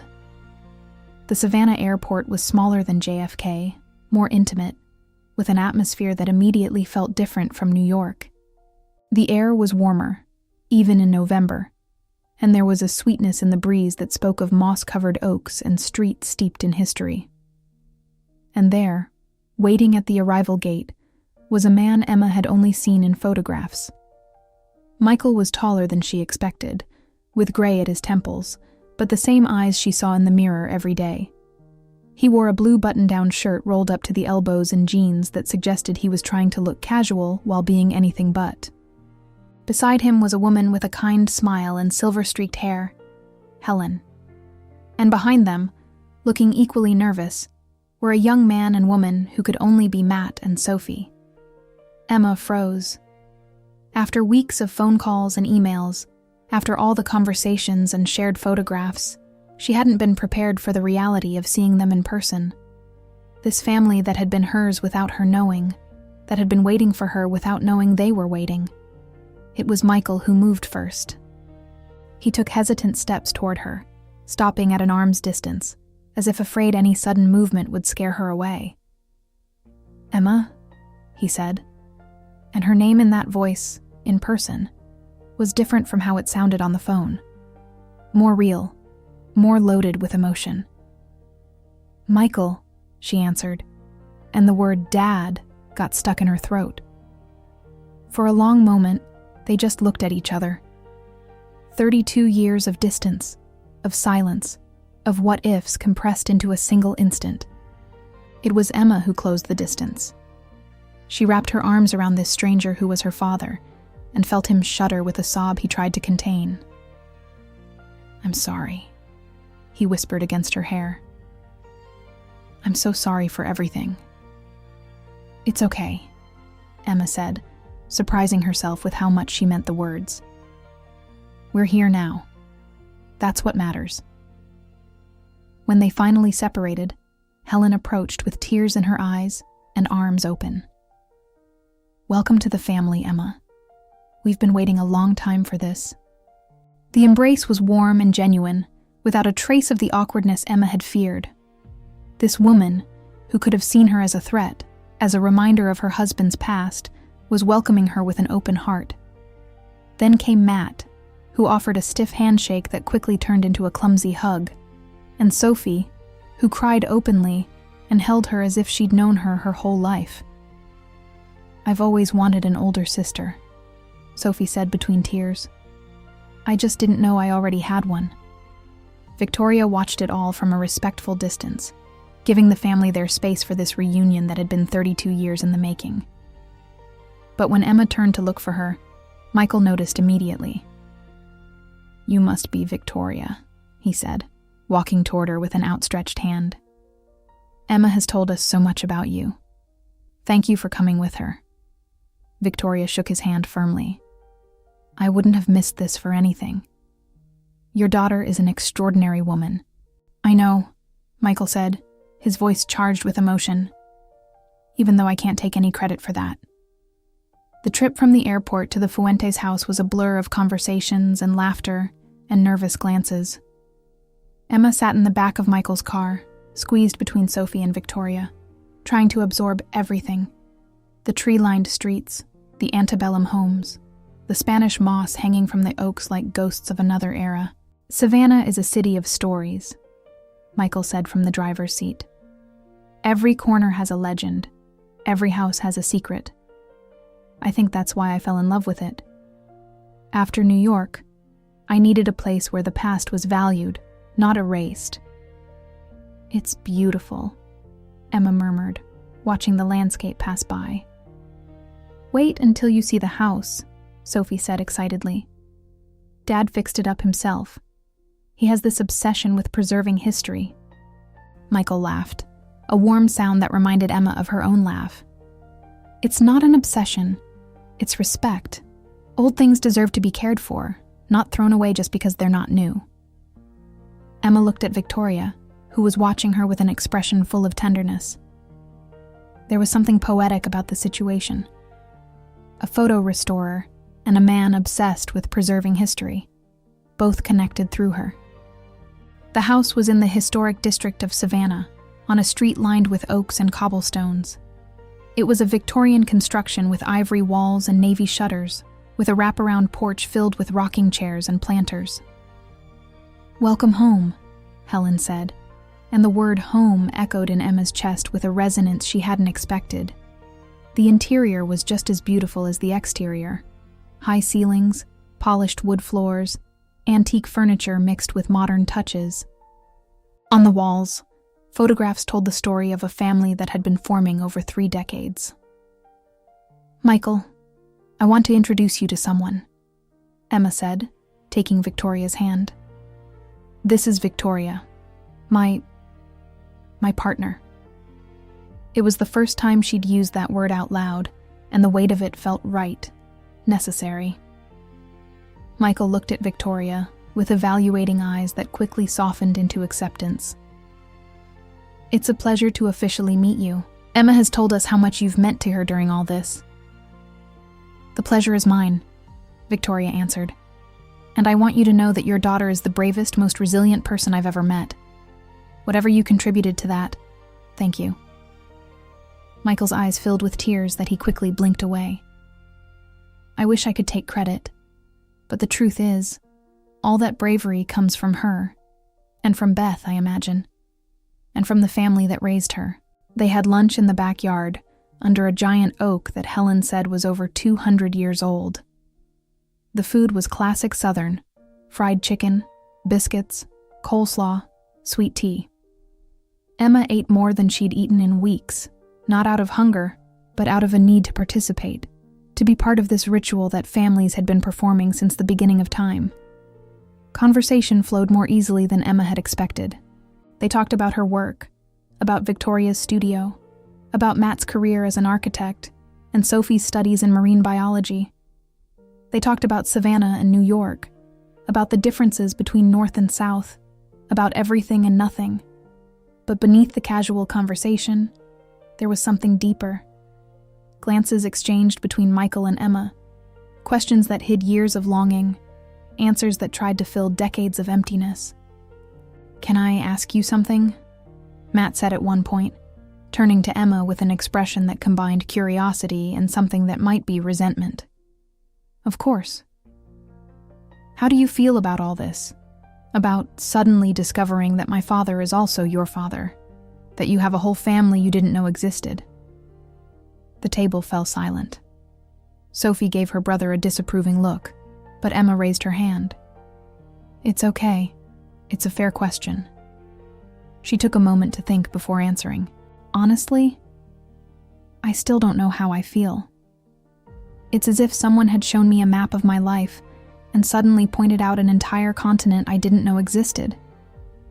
It's overwhelming, but it's also a gift. Because now I know there are more pieces to my story, more people who are part of me." Matt nodded slowly, some of the tension leaving his shoulders.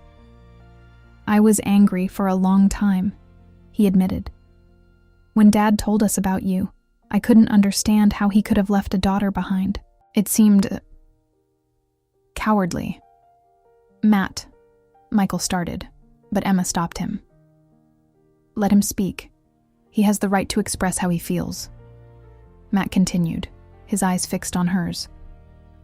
"But then I understood something. Dad didn't leave you because he didn't love you. He left because he thought it was the only way to protect you. It was wrong, maybe, but it wasn't cowardly. It took me years to understand that too," Emma said. "Sometimes love makes people make impossible decisions." They looked at each other for a long moment, and something passed between them. Not acceptance, not yet, but perhaps the beginning of understanding. The afternoon passed in a blur of conversations and walks through the historic district. Michael showed Emma his bookshop, a small place on a cobblestone street filled with used books and the smell of paper and time. Helen invited her to her garden, where she grew roses and herbs and tomatoes that reminded Emma of her grandmother's Brooklyn backyard. And Sophie, the youngest, became her unexpected guide to this new life. She told her stories about growing up as the daughter of a man with secrets, about how she'd known from a young age that there was something her father wasn't telling her. "When he finally told us about you, it was like a puzzle piece falling into place," Sophie said. "All those times he got sad for no apparent reason, all those moments when he seemed to be somewhere else. Suddenly, it all made sense. I'm sorry if my existence complicated things." "Don't apologize. Complicated things are usually the most interesting." That night, after dinner and more conversation and a few glasses of wine, Emma and Victoria retired to the guest room that Helen had prepared for them with obvious care. Fresh flowers on the nightstand, fluffy towels in the bathroom, a basket of local products on the dresser. "How are you feeling?" Victoria asked as they prepared for bed. Emma sat on the edge of the bed, looking at the wall where hung a photograph of Michael and Helen on their wedding day. They looked young, happy, full of hopes for a future they were just beginning to build. "Overwhelmed," she admitted. "But in a good way. They're wonderful, Victoria. Even Matt, with all his reservations. They're real people with real lives, and they've made room for me in them." Victoria sat beside her, taking her hand. "You deserve this. You deserve a family that accepts you, that loves you for who you are." "I already have that." Emma looked at her with eyes shining with tears. "I have Beth, who never stopped loving me even when she couldn't tell me.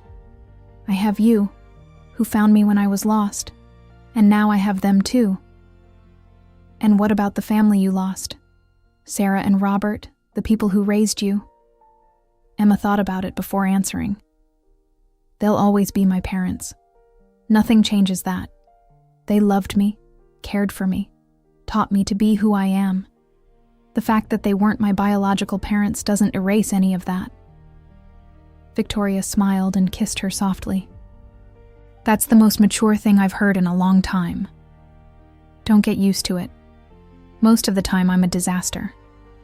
They laughed together, a sound that filled the room with warmth. I love you, Victoria said, and they were words she'd said before. But in that moment, in that room, they sounded different, more solemn, more permanent. I love you too. Emma kissed her again, deeper this time. Thank you for being here. Thank you for being you. They fell asleep with hands intertwined, while outside the stars of Savannah shone over a city that kept its own secrets, its own stories of love and loss. The next day brought more conversations, more revelations.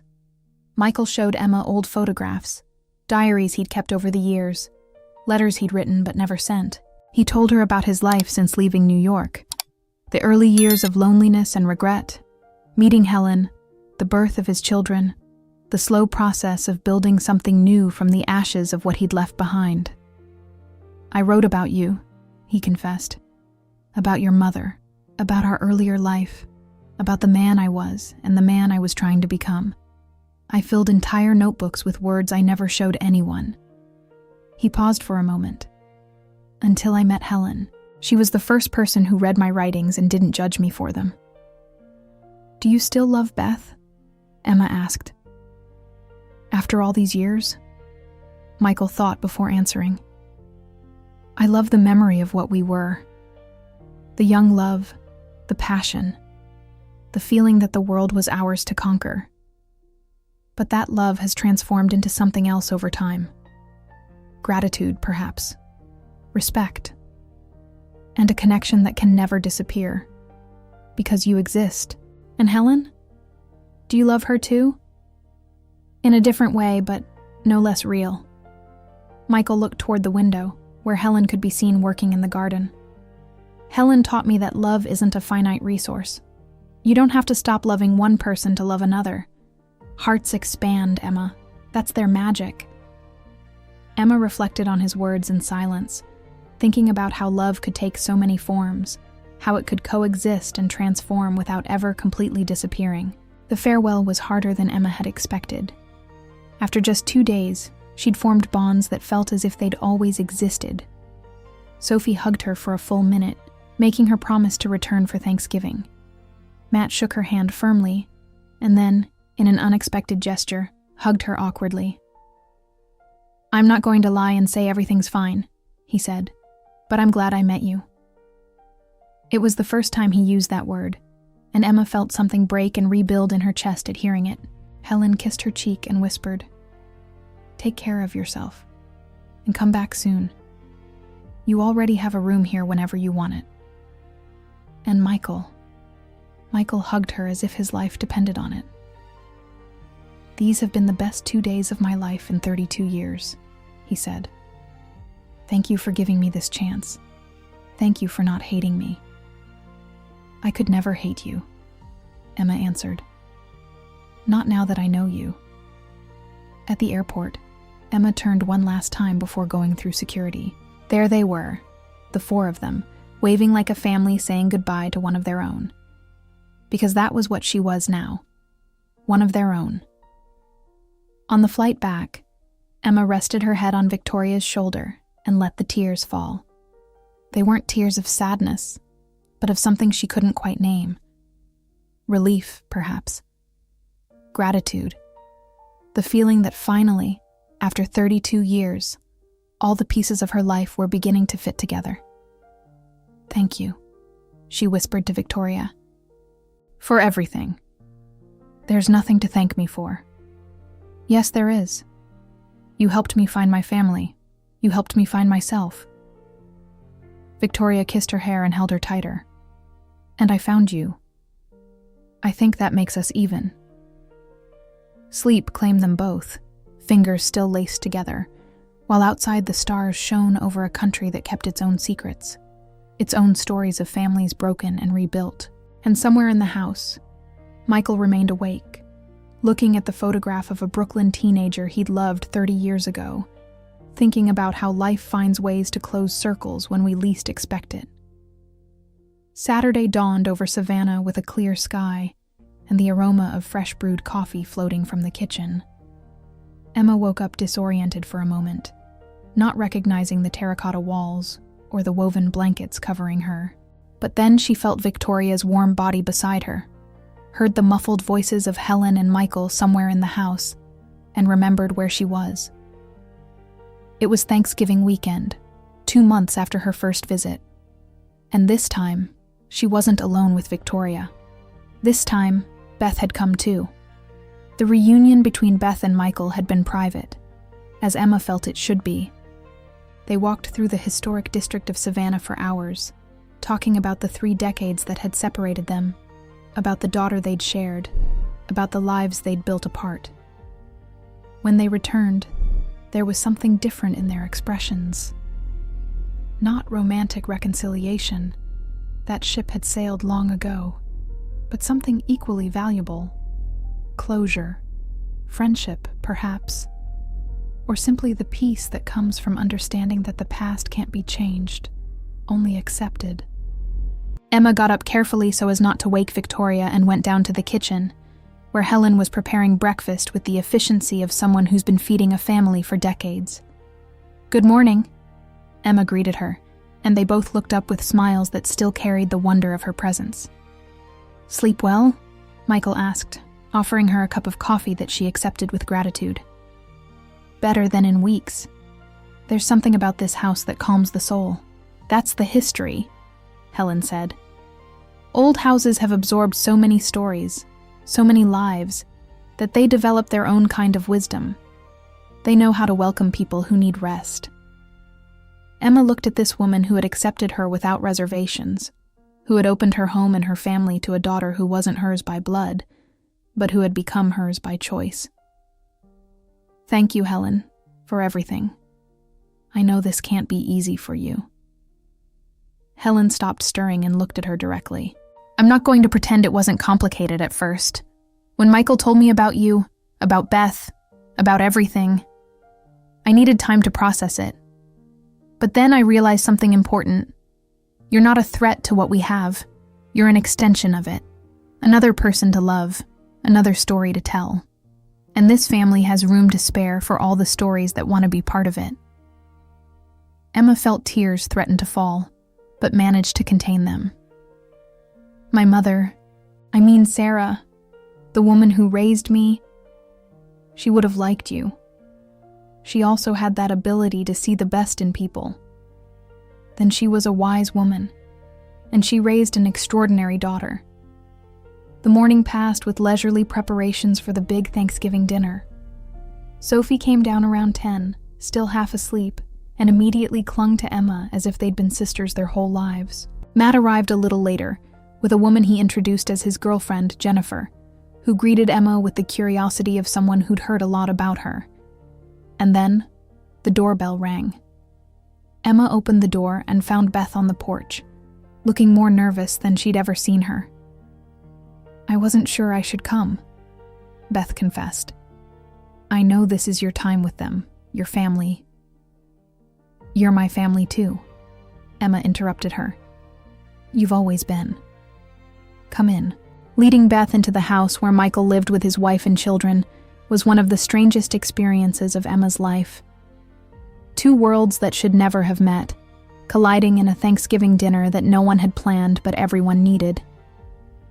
Surprisingly, it worked. Helen welcomed Beth with a warmth that defied all expectations. Sophie immediately adopted her as another aunt, bombarding her with questions about New York and her work at the clinic and her life as a volunteer nurse.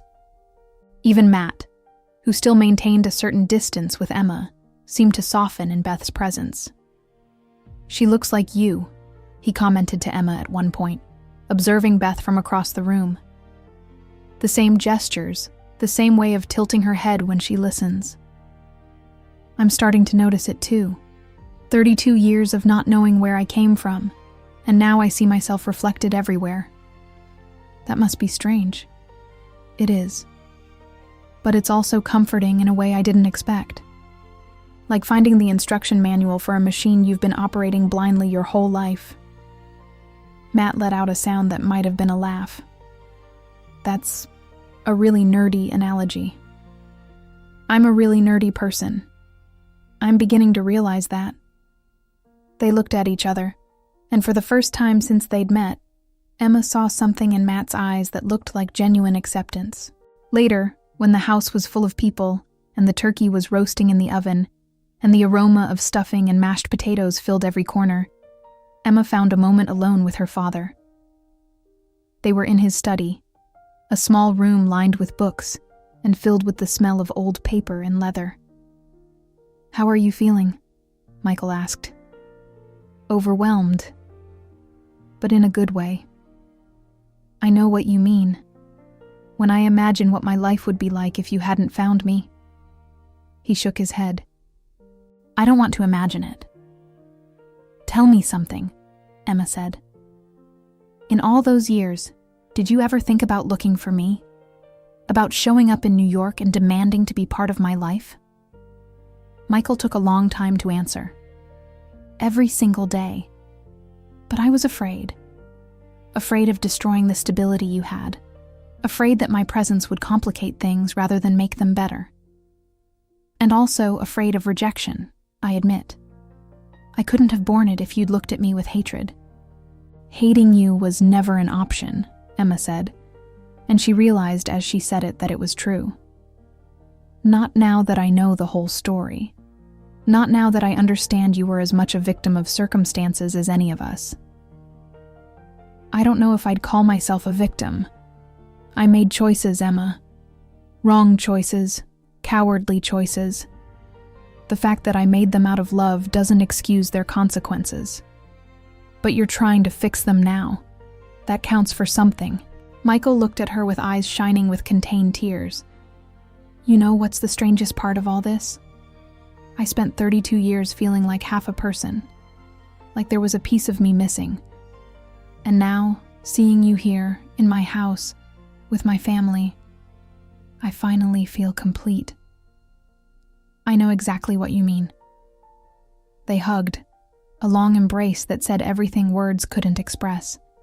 3 decades of distance, of silences, of what-ifs, dissolving in a single moment of connection. The Thanksgiving dinner was perfect in its imperfection. There was too much food and not enough table space. There was a moment when Sophie and Matt argued about politics until Helen threatened to take away dessert. There was a rather awkward instant when Beth and Helen ended up sitting next to each other and had to find common ground for conversation. But there was also laughter.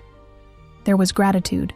There was the feeling that, despite all the complications and secrets and lost years, something beautiful was being born from the ashes of the past.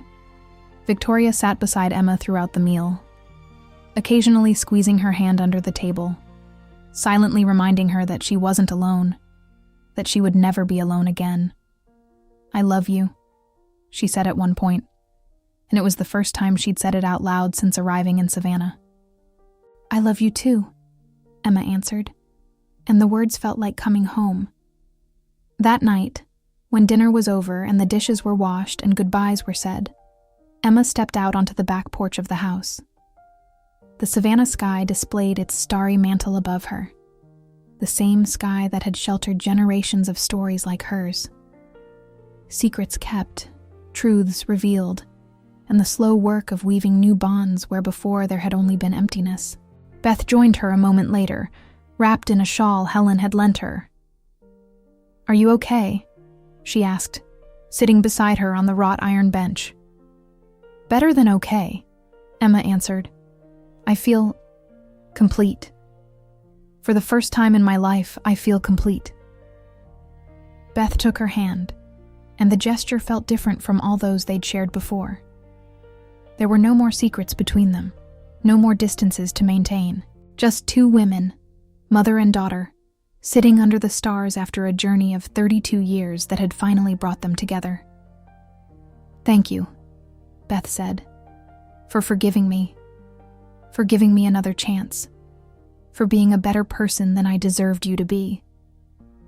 "There's nothing to forgive anymore," Emma replied. And this time the words came out effortlessly. There's only a future to build. Together. They stayed in silence for a moment, enjoying the peace they'd found after so much storm. You know what's the strangest thing about all this? Emma asked after a while of quietude. What? That it all started with a photograph. An old photograph hidden in a wooden box. And now, months later, my life is full of new photographs. Moments we're creating together. Memories we're going to keep not in hidden boxes, but in plain sight for everyone. Beth smiled, and in that smile was all the love she'd held for decades. Photographs always tell stories, she said. But the best stories are the ones that haven't been photographed yet. The ones still to come.